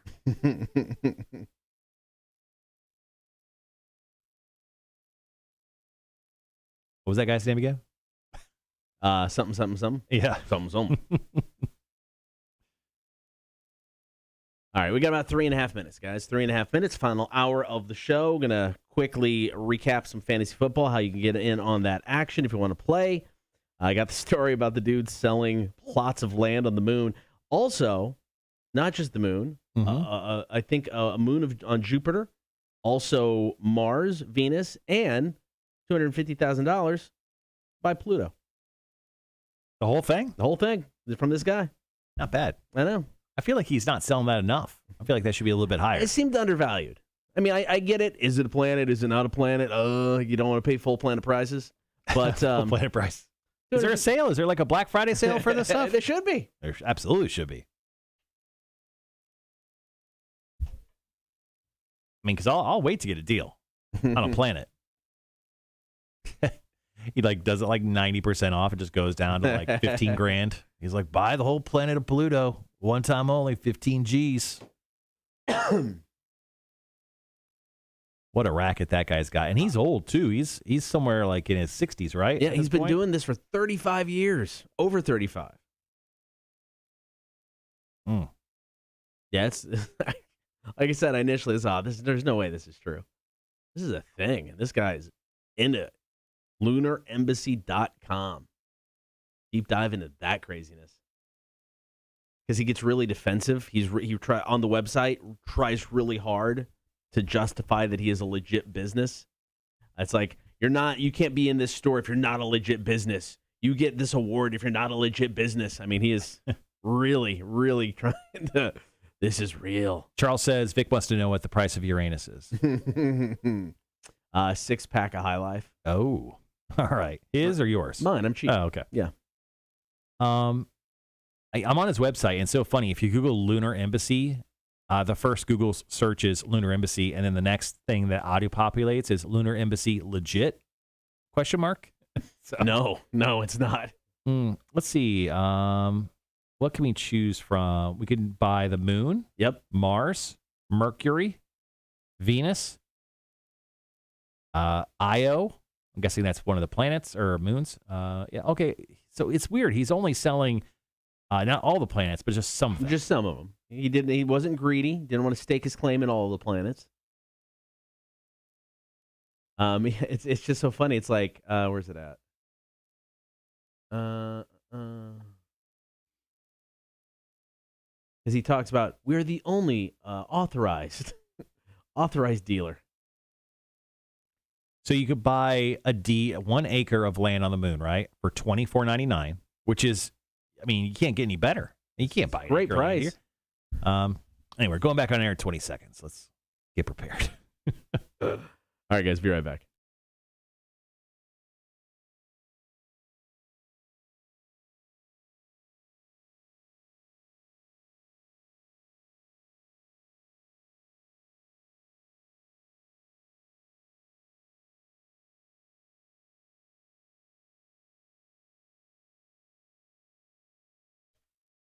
Fantasy football is right around the corner, and we've got the Kotter and Marshall Fantasy Football League, and we've got 12 spaces to fill. How do you feel you are at fantasy football, Kotter? Like, are you a seasoned professional? Do you always find yourself in the playoffs, or are you kind of just a running by the seat of your pants season by season? I would say I'm way better for some reason than I have any right to be. Okay. Made it to the finals in your league last year. Yep. I've made it to the finals in our league before. I made it to the finals in other league. I don't know why I do it now. I have off seasons just like everybody else, but I way better than I have any right to be. Would you consider? So you would say you're not like well versed, but you're more lucky. Yeah, you're like the guy who just happens to get the waiver wire guys that make tons of points. Okay. Yeah, I mean there are some seasons I put in way more effort than others. So there are some seasons where it's like I'm picking up people and I feel good about picking them up. Last year, for whatever reason, I felt pretty decent, but then I just lucked out multiple times. So it would do a little bit of research, find a guy, it's like, oh, you should get this guy. I get him, and he actually does well. Yeah. So that happened to me a few times last season. All right, well, there's an opportunity for you to luck your way, hopefully, into some Welcome to Rockville 2022 tickets. Now, this was just announced yesterday. Welcome to Rockville have actually put out next year's concert dates already. It's going to be mid-May, and you can already put your tickets on layaway via welcometorockville.com. But if you do the best in our fantasy football league, we're just going to hook you up with a pair of GA passes to Welcome to Rockville 2022. And all you have to do right now to be a part of our league is to sign up via rock1061.com. And next week, we're doing something pretty cool as well, Kotter. So you'll have your chance to make the league on the air. You call in and have your chance to get on that way. So once again, if you want to be in on the action now, hit us up on the website, rock1061.com. It is the Kotter and Marshall Fantasy Football League. Coming up next, we got to talk about Dennis Hope. This man claims to own the moon. This guy's a genius. And he is selling plots in the moon. Reportedly has made millions of dollars doing this. Got the story coming up after Foo Fighters. It's making a fire. Kotter and Marshall Show, Rock 1061. So actually on the website, it says, get your acre of land from the moon from the only recognized seller with a legally filed claim. So you can be confident your purchase is from the real deal. That is, when a website says that, it's definitely a real deal. Also, if you want your name on the deed, it's an extra $3. Yeah. No, I'm telling you, this guy is trying really hard on this website to convince you, maybe himself, everybody around him, that this is a legit business. All right. So I'm going to see what the literal total price is for 1 acre of land on the moon. I think it broke it down here. It's the total is $36.50. That's after shipping, handling, lunar tax, and fee for an official copy of the deed. They do. He does offer larger plots. So that's the small 1 acre plot. All right. Yeah. So it shows here. Let's see. Yeah, that sounds about right. I'm not going to go through putting in all my stuff. Where'd you hear about us? Television, podcast, print, radio. Yeah. Dude, this guy does advertising. He needs to advertise on our radio station. I know, right? I think our people would definitely buy. Oh, you could buy a passport, the extraterrestrial passport and nationality. You can actually purchase one. And then you can also purchase Pluto in its entirety, Mars, Mercury, and Venus. So good for this guy. Liquid, good morning, man. How are you? Sorry, we're doing some spacey nerd talk right now. This guy is selling the moon and other planets, one as an entire whole piece of planet. And we're going to talk about it next, and we're just enthralled with it. Okay, so in his frequently asked questions, people one of the questions was, "Can I buy the plot of land where they touch down on the moon?" Oh, and he's like, "No, we believe those to be for all mankind." But then, oh, I'm sorry. Okay, this purchase plot's land 10 miles. So they were saying buy the moon Apollo 11 moon landing. So you could buy that spot. Oh, how much is it? Moon acre. It sold out. It was $50 to $900. Oh, sold out. Yeah. They will not be offered on sale again until 2044. They sold out April of this year. Wait. So what? How is it reavailable? I don't know. Oh, people are dead or something? So he probably only offered so many spots. Not that they're dead. So there's more spots. He only sold so many initially. This is crazy to me. This dude is going to be dead in 2044. That's what he just gave himself. He's like, I'll be dead by then. It's fine. You can buy Sea of Tranquility property for $35 to $900. Clean Marine says, let's all buy a plot on the moon like we'll ever live to use it. LOL. I don't know. It could be a great stocking stuffer, Clean Marine. Liquid says, sounds legit because #America owns everything.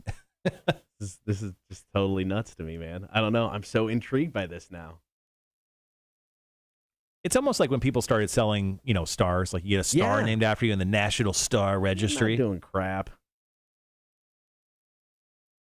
I mean, what person is going to read the Star Registry and be like, "Oh my God, is that Jim Jim Norris from our neighborhood? He had a star named after him. Man, he lived a full life. Love that guy."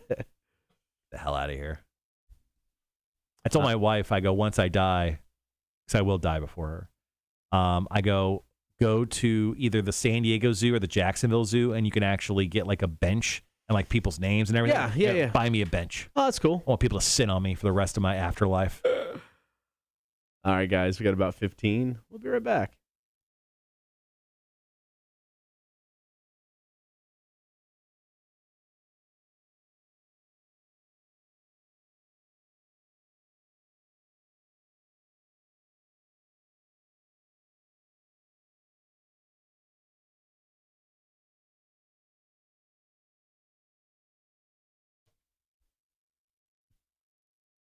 So Dennis Hope, he is either a special kind of crazy or maybe just the smartest man on the planet. So for 35 plus years, Dennis has not only claimed to be the rightful owner of the moon, he also claims that he has made over $10 million by selling land on the moon. This is either the most genius thing I've ever heard, or it's the biggest swindle of all time that for some reason is still being allowed to happen. Well, I mean, we brought it up a couple times. It's like the Star Registry stuff. That's garbage. But you hear ads for that. You see commercials for that. People buy that all the time. Like who runs that? Like I don't know. Is there a government or is there like a world organization that just like, oh yeah, we're the Star Registry people. It's just down the hall. Yeah. Like that's the one office down there. Jimmy works there. Like he's the guy in charge of it. So supposedly decades ago, Dennis Hope found a loophole, at least what he believed to be a loophole in the 1967 Outer Space Treaty. Now it says, no nation by appropriation shall have sovereignty or control over any of the satellite bodies. Now, he interpreted that as countries can't lay claim, right? But citizens can totally lay claim. That is totally not true. This covers absolutely everybody, but it hasn't stopped Dennis. Supposedly, on his website, he has sold more than 600 million acres of land on the moon, Jupiter's third moon, the planets Mars, Venus, and Mercury. So he lays claim to them because he said he sent the United Nations a declaration of ownership detailing his intent to subdivide and sell the moon, and he's never heard back. He said he did that in 2013. So I just imagine this as like a Michael Scott situation from The Office where, like, remember that point where you're like, he screams out, he's like, I declare bankruptcy. Like, you just can't scream things and let it happen. Like, you just can't scream out things. Like, I can't just be like, I'm going to be married to Katy Perry. Although Mac would probably hit me for that because she wants to be married to her. I'm just like, just screaming things out don't make them true. And that's what this dude has done. And he's made millions of dollars off it. I'm jealous. I mean, this is, like I said, he's either crazy or this is just the best con in the history of ever. And if you go to his website, which you should, it's lunaремbassy.com. He is trying really hard to convince everybody that this is a legit business. Yeah, he's gone down the rabbit hole. I mean, even when you're like trying to buy, if you try to go and buy an acre of the moon right now, he said that, in quote, and this is all in bold too, he goes, we are the only recognized seller with a, in bold, legally filed claim. Legally filed claim is a letter he probably handwrote and sent to the United Nations, which they promptly shredded because they just thought it was like fan mail or something. So he swears up and down that he's the only guy who can sell, acres of certain planets. Now, he sells an acre of the moon for a little under $40. Yeah. Not bad. But he's currently selling an entire planet for a low price, Kotter. You can buy Pluto for just $250,000. The entire planet. It seems like a deal. I mean, it really does. I've seen some pictures of Pluto. I'm not impressed. Like, I don't like the square footage. It's not very modern. Looks cold. Maybe you can haggle with him. I don't know. Maybe he'll wheel and deal with you a little bit, take a little off. Yeah. Do you think there's like a Black Friday price? Maybe. Is there going to be like, if I wait till right around Thanksgiving, I'm going to get like a sweet deal? Oh, man. I ain't gonna lie. I kind of want to waste $40 and I want to buy an acre on the moon. Now, would you do the moon? Because he also sells other planets. He sells Mars, Mercury, Venus. I mean, Mars. We keep talking about Mars. Yeah. People on Mars very soon. You should buy in now. I have better before prices skyrocket. The moon's closer. Better chance to maybe going to the moon and visit him a property. I'm going to be a Mars guy. I think I would definitely go Mars. And like, I'm just looking at Mars right now. Same price for an acre of land, $25, with fees and everything, just under $40. I think this is the way to go. This is absolutely crazy. LunarEmbassy.com. Fall down that rabbit hole. It's nuts. You're going to love it. All right, coming up next, we got Marshall's Music News. Kotter and Marshall Show, Rock 106.1. Great stuff. It's so ridiculous.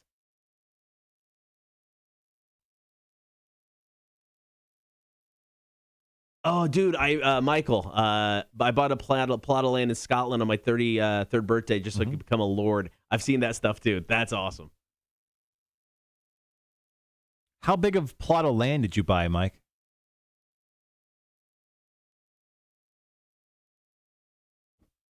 I don't think it's very big.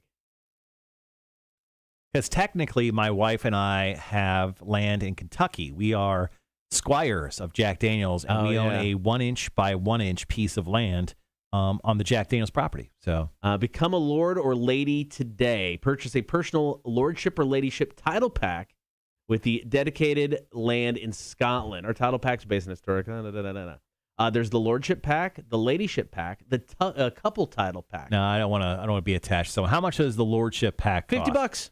All right, you get 1 square foot. For $300, you can get 10 square feet. Oh, so I could put a 10 by 10 tent there. I guess. Nice. I could tailgate my own lordship. A dedicated plot of land measuring 1 square foot, 5 square feet, or 10 square feet. This is what you get. Personalized title certification with your name or the name of the title holder. A unique plot number that will be assigned to the title holder. Your digital certificate.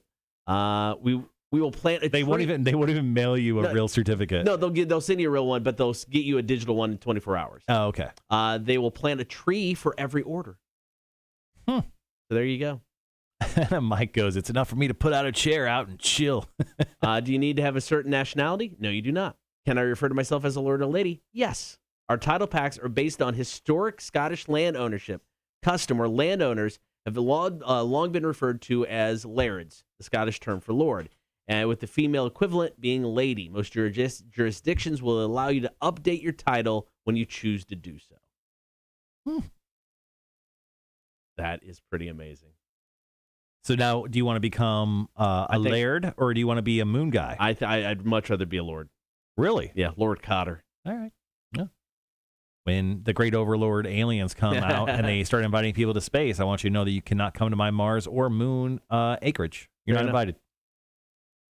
Michael, I want to change my driver's license to Lord Michael. Yeah. I mean, if you got it, use it. Kanye West is changing his name to Ye. Y-E. So why not, man? Dude, no, I'd be all for getting my name changed. I want my driver's license to be Lord Kotter. Lord Kotter. But that would just be your name. I know. So you would change your real name to Lord Kotter? Yeah, why not? Stick with the brand. Your wife won't allow you. All right, we got a couple minutes left of commercials. Going to hear some Shine Down and Monsters. First story today in Marshall's Music News about 9 Inch Nails. Halsey, is that what it is?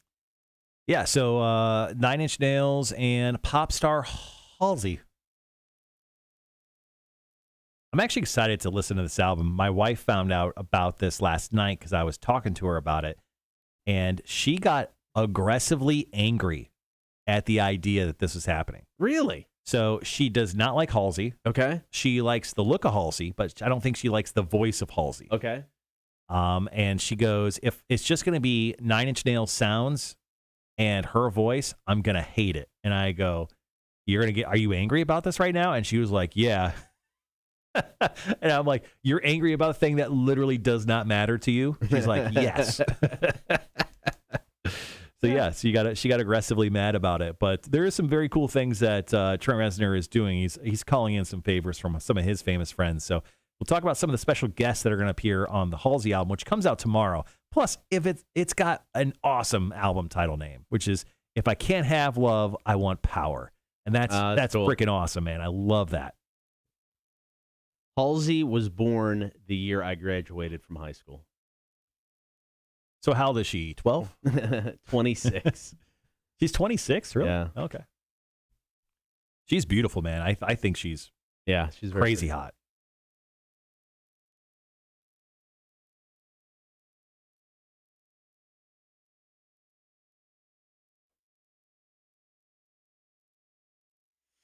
All right. Shinedown Monsters coming up. Mm-hmm.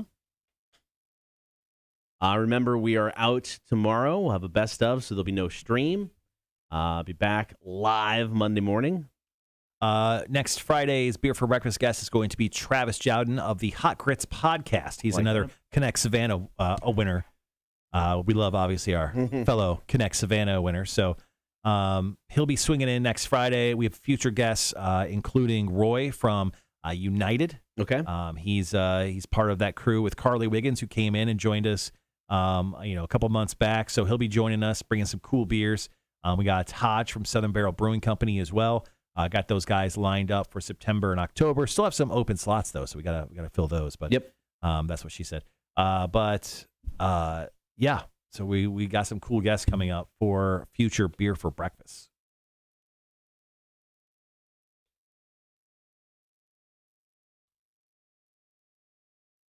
I think I'm going to make myself scarce after the show today. I think I'm going to just check in with everything, and if it looks good, I'm going to go home and knock everything out that I need to do. Speaking of, is Saturday's login for Rock 106.1? Yes. Perfect.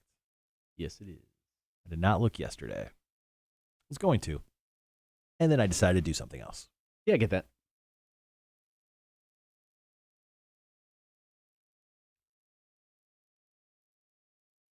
All right, 3.5 minutes. Yeah, I think I would definitely buy land on Mars. I think that's just probably the way to go. Yeah, I mean, if we're going to colonize Mars, and like Elon Musk, like just about every damn thing he says he's going to do, he's done. And then he just sprung on robots on us just a few months ago. Right. 2022, Tesla will start selling robots that can actually do like simple tasks inside of your home. Kill you in your sleep? Yep, absolutely kill you. So yeah, I just believe if this dude says it, he's probably going to do it. I mean, he bore a hole underneath the city of Las Vegas, and he's created a subway kind of station system underneath the ground of Las Vegas, so much so that my friend actually took pictures from it the other day and posted them, and it's legit. Really? It looks incredible. Wow. I did not believe it was a thing, and then, I mean, he started that company as a joke. It was the Boring Company. Right. Because it was boring. But the idea wasn't, and cities bought in, like Las Vegas, and he's building an underground subway station because there's no room to build it, right? Up on the level of the city. So he's boring holes under the ground, and he's just building these weird subway stations so you can get around easy. Interesting.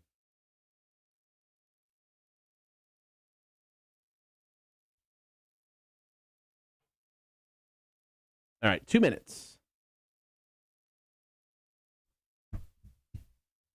I'll tell Jake to buy you the lordship thing for your birthday, and then when he gives you a pair of socks, just know. And a 2 extra large shirt.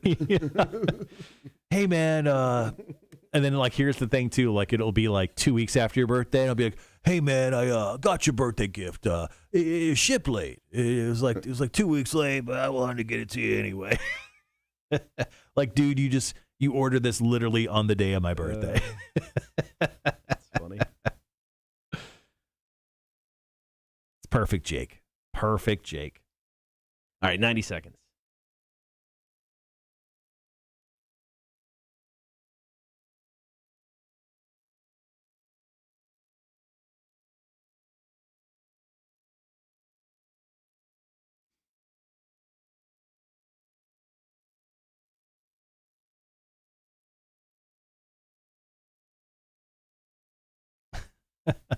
WJCL News put up the story of that girl who was having fun with herself on Tybee Beach. Yeah. In 1 hour, it's gotten 132 shares, 247 comments, and 310 likes. I wonder why.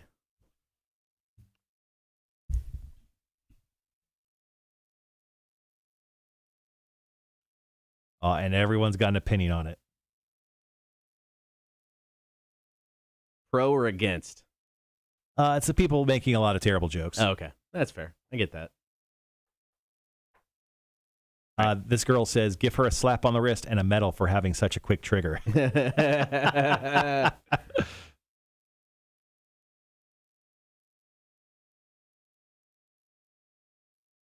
All right, we got 15 seconds. Be right back.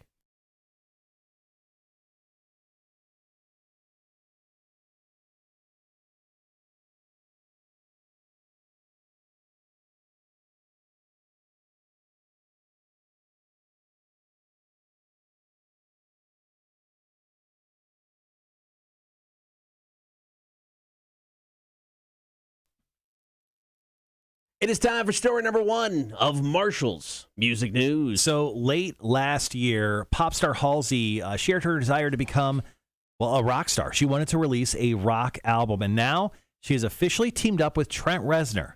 And her new album, If I Can't Have Love, I Want Power, is set to be released tomorrow.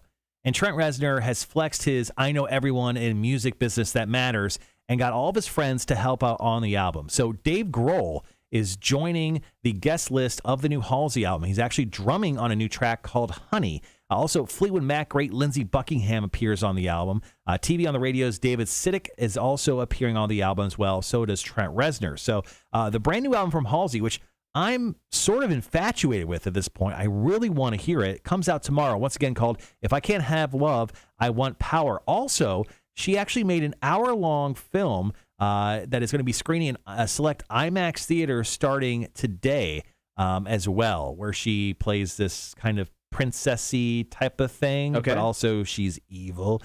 So I'm actually infatuated with actually checking this film out when it comes to video on demand, and also checking out this new album from Halsey. I think she has an incredible voice, and I can't wait to hear what her and Trent Reznor have put together. All right, coming up, we've got 2 more stories. Let's do some 9 Inch Nails. It's the hand that feeds. Kotter and Marshall Show, Rock 106.1.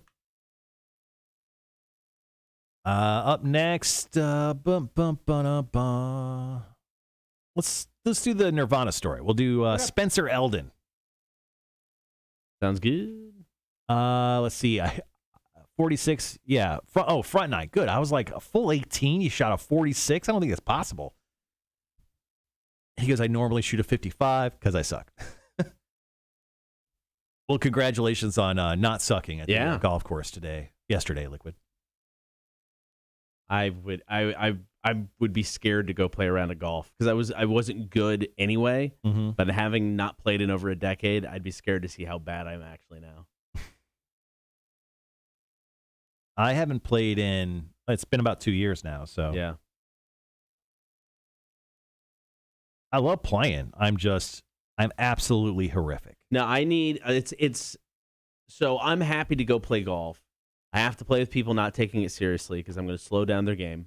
I'm going to lose 5 to 10 golf balls. And I need beer. Don't put me on a course where I can't drink. Don't want to do that. Need to have a couple beverages. Yeah. And just kind of enjoy it and have fun. I think I could be a pretty great caddy for the guys. All I got to do is just learn like some of the differences between the clubs because I know nothing. Right. I know what a putter looks like.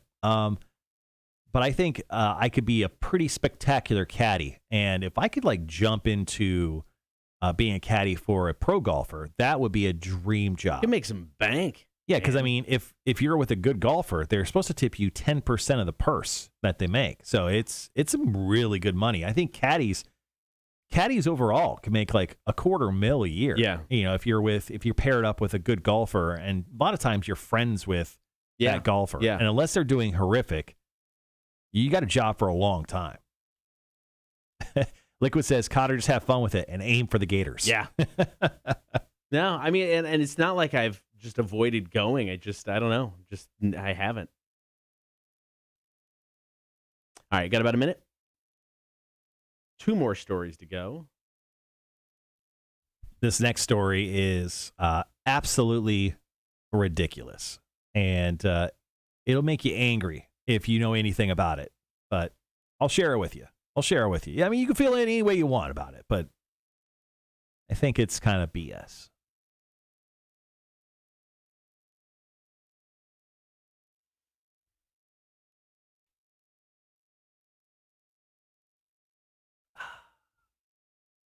Okay. All right. I didn't nap yesterday, and it's still adjusting. Oh, no. I know. You're still adjusting. There is no adjusting. Yeah. There's a really nice course in Hardyville that'd be good for you. Really wide fairways and not a lot of water. Yeah, it would. Perfect. All right. Be right back, guys.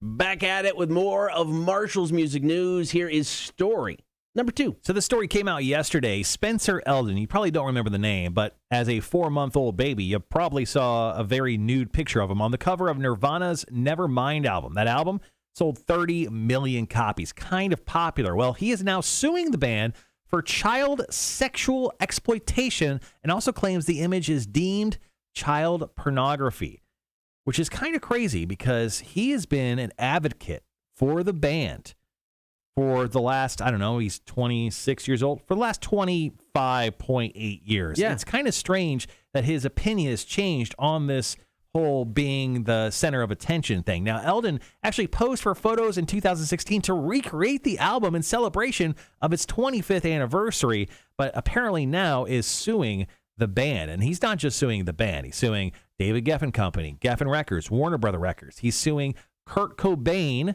who's deceased. He's suing Kurt Cobain. Yeah. He's suing Courtney Love as the executor of Kurt Cobain's estate. He's suing the Heather Perry, who's the manager of the estate of Kurt Cobain. He's also suing managers of all other people. He's also suing Dave Grohl and Chris Novoselic. He's essentially suing everyone he can sue. Now, he's only seeking $150,000 in addition to the cost of the action of the lawsuit, which includes attorney fees and costs. The court may also award punitive damages and grant such other preliminary and equitable relief as the court determines to be appropriate according to the statement. This is insane. This guy has been milking the I've been the baby on the front of the Nevermind cover forever. And now actually GQ just the other day got a hold of Spencer when they first heard wind of this lawsuit. And they said, hey, in the past you said it was cool. When did this change? He goes, just a few months ago. When I was reaching out to Nirvana to see if they wanted to be a part of my art show, I was getting referred to their managers and their lawyers. Why am I still on their cover if I'm not that kind of a big deal to them? He took this to a petty level. Everything we're seeing in regards to this lawsuit seems like incredibly petty coming from Spencer Eldon. Essentially, he's an artist, not a very good one. And he's trying to get money because the band won't promote his art show. And that's kind of what it's looking like here. Once again, he's been all fine and great about being the baby on the front of the cover of the Nevermind album. Now, he said that Cobain said that to agree to partially cover up the nudity on the photograph with intentions to place a sticker over his genitals that read, if you're offended by this, you must be a closet pedophile. But that sticker was never applied to the cover. Now, that's what he's saying is part of the lawsuit as well. This just seems crazy to me for a guy who's been 100% milking the fact that he's been the baby on front of the Nevermind cover to suddenly say, oh, yeah, these guys won't play ball with me or give me money or promote me. So you know what? I'm going to sue him now for child pornography. It just seems off base. Yeah, I mean, it's like you were on the cover of their album. They're not like it's not like you guys are friends. You know, they don't need to be your friend. You probably were compensated, or your parents were compensated back in the day for your efforts. This, petty is the exact word for this. That he couldn't get any sort of love from the band, so he's like, screw it, I'm suing you. And I mean, if you're gonna do it, go big though. Why $150,000 in lawyer fees? Go for millions of dollars. Make it worth it. It seems so off base, especially from the way he's acted, because once again, he just did a photo shoot just a few years ago recreating the album cover. Now, he wasn't nude in that. He was wearing shorts. But still, he recreated the photo album or the cover for the album in celebration of the 25th anniversary of that album. It's crazy to me. If I'm the lawyers for Nirvana, Foo Fighters, Dave Grohl, all of it, I would just bring that photo shoot in and be like, here, Judge, Exhibit A. We rest our case. Thank you very much. A lot of people just suggested they give him a little bit of money, but just say in like the little bit of money, like a contract, you can never say anything again, nor promote Nirvana or say anything ever again. It's not a bad idea. Yeah, I mean, Nirvana's got the money. Yeah, they're still. Okay. All right, one more story to go, then we'll wrap up the show. It's Kotter and Marshall, Rock 106.1. Yeah, screw that guy. Yeah, that whole thing is just bizarre. I don't get it.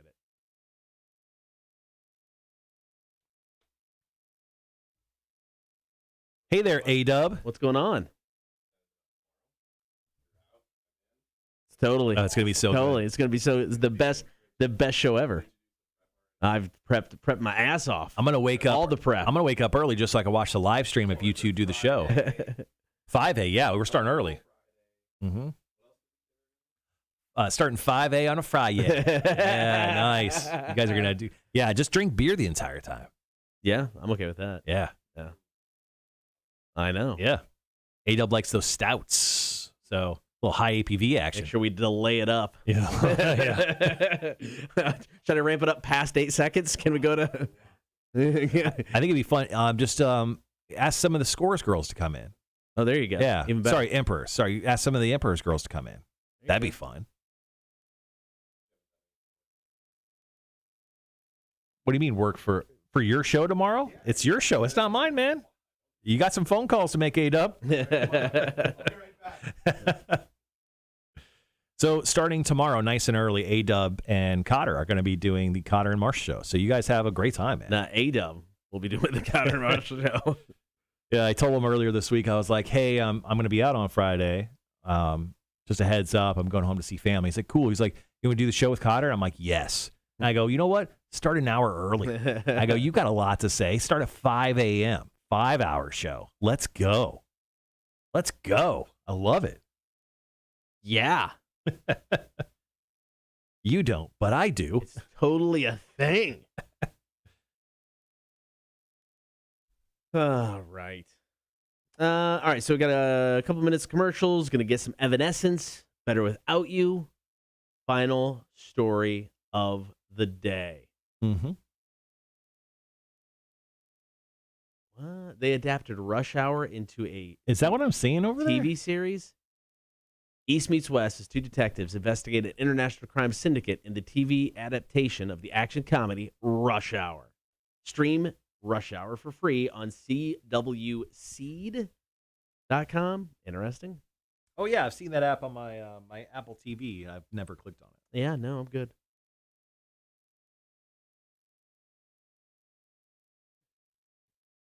Is that Evanescence song on a new album or just a single, says Liquid? I think it's a new album. Yeah, it's a new album. I believe it's already out. Let's see. Do it here. The Bitter Truth. Yeah, it came out in March. Yeah. It is out now. Man, it is everyone's birthday on my day today. Happy birthday to my friends Harrison, Sharice, Darby, and Richard today. Happy freaking birthday. Also, Nick and Laura. Damn. None of them live here, but happy birthday to my friends on Facebook. Kudos to you, champions. At this point, who isn't in Spider-Man 3? The response, Uncle Ben. Sorry. That's funny.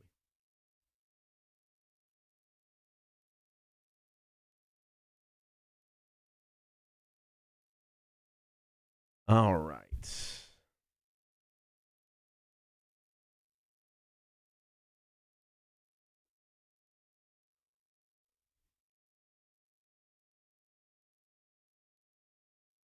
So you're all packed up and ready, or?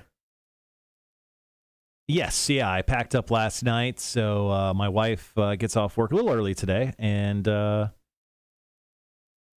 like I said, I think I'm gonna squirt out here right after the show, and then jump right into my house. Got to record a bunch of stuff, obviously, and I'll be out on a plane later tonight. Cool. Pretty excited.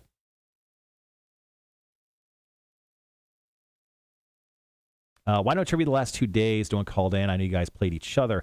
We're having phone issues. We've had kind of phone issues since Monday. We're able to pull off trivia on Monday, but there's been phone problems, which I hope are solved pretty quickly. Yeah. Sorry about that. We have nothing to do in regards to it. I don't know how we could have helped. Yeah, I reached out. Tim Engineer gave me some things to do. I thought it worked. It did not. So.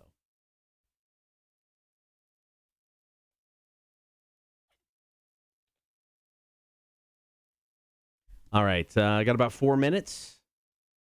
Final break.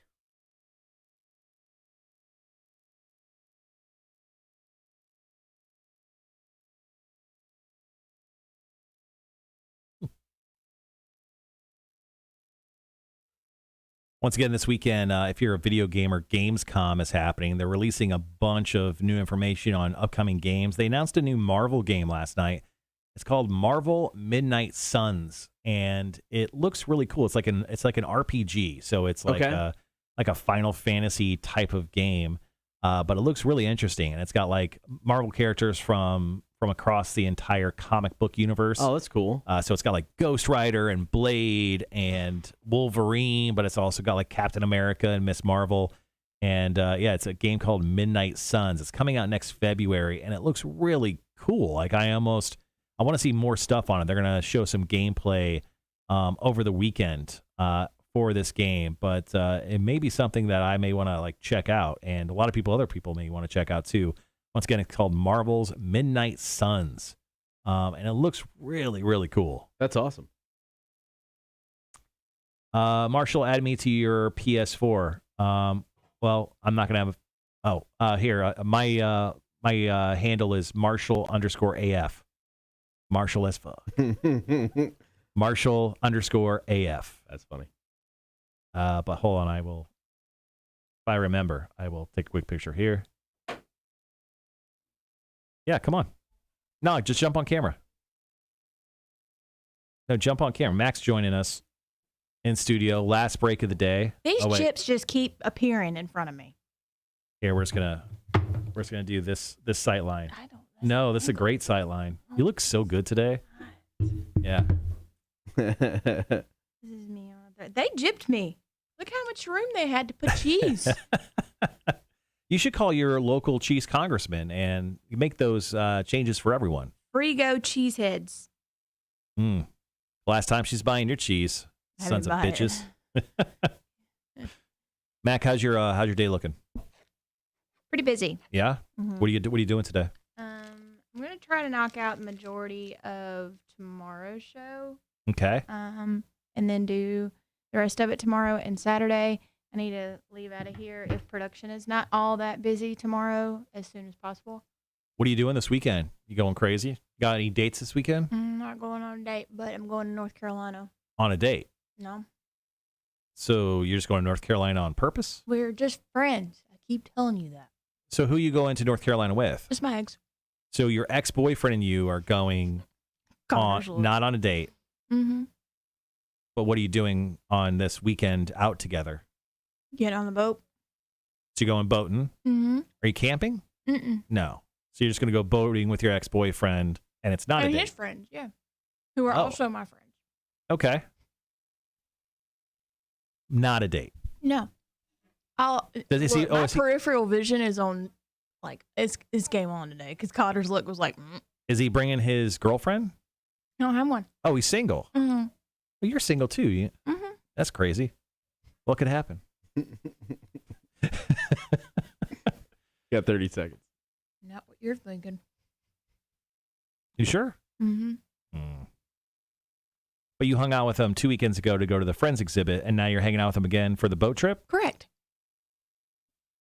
Not a date. No. Okay, just checking. Be right back, guys.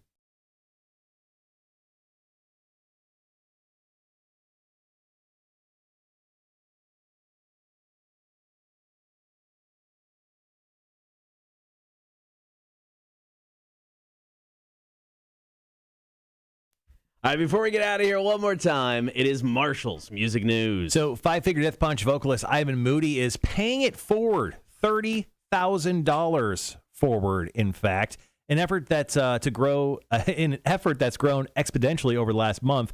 The musician has taken his Moody's Medicinals brand and gotten some big-time money. So he did a huge BOGO, essentially. So if you bought, like, 4 edibles, you got 4 edibles free. If you bought, like, 3 tinctures, you got 3 tinctures free. If you bought 2 CBD creams, you got 2 CBD creams free. And then he took all the money because, sales exploded for him, and he's decided to take that cash and donate it. So he's given $10,000 to the St. Jude's Children's Research Hospital, $10,000 to the Food Recovery Network. It's kind of like the app we were talking about yesterday. Okay. It takes food that's unused at like restaurants and other places and make sure they get them to people who can't maybe afford cool. food on a daily basis. And then also he's given $10,000 to the U.S. Skateboarding Fund. Now, this is a fund that helps children and communities skateboard in general. And also, it helps form new Olympians, and skateboarding was just added to the Olympics for the very first time this year. So he really is a huge skateboarding fan. And the sale was called Moody's Sizzling Summer Mayhem Sale. And it currently is still going. So you're able to go to moodysmedicinals.com to purchase some stuff. Now, Ivan's been very busy. He's got a new book coming out, which we talked about before. Yeah. Dirty Poetry, set for right around Halloween. And the guys of Five Finger Death Punch have 2 new albums. They're re-recording their first album because they're perfectionists, didn't like the sound of it. So that'll get a re-release. Plus, they're working on a new album as well. So Five Finger Death Punch, essentially Palooza, will be kicking off right now and through the next couple of years. So get ready. All right, guys, thank you for hanging out today. We appreciate it on air and on the stream. Remember, we are out tomorrow, so the stream will not happen. We'll have a best of rolling. We're back Monday morning, 6 o'clock. It is the Kotter and Marshall Show, Rock 106.1. All right, guys, it's been a blast hanging with you today. Thank you so much. Just once again, we're not on the live stream tomorrow. Best of live on the air. Then we'll be back Monday morning, per usual. Mac, not going on a date this weekend, so have fun not going on a date at all. Boating with your friends. You gonna have some alcoholic drinks at all? Probably. Okay, but no way gonna. Are you gonna hang out with him? Like, are you specifically there to hang out with him? Oh no, you're going on a date. That's a Don't date. ask me where I'm staying because that's just. Where are you staying? Oh, with him? Within the same compound? The same household, yes. Are you sleeping in the same bedroom with him? No. Mac. Marshall. Okay. All right, guys. Have a good rest of your week. We'll see you.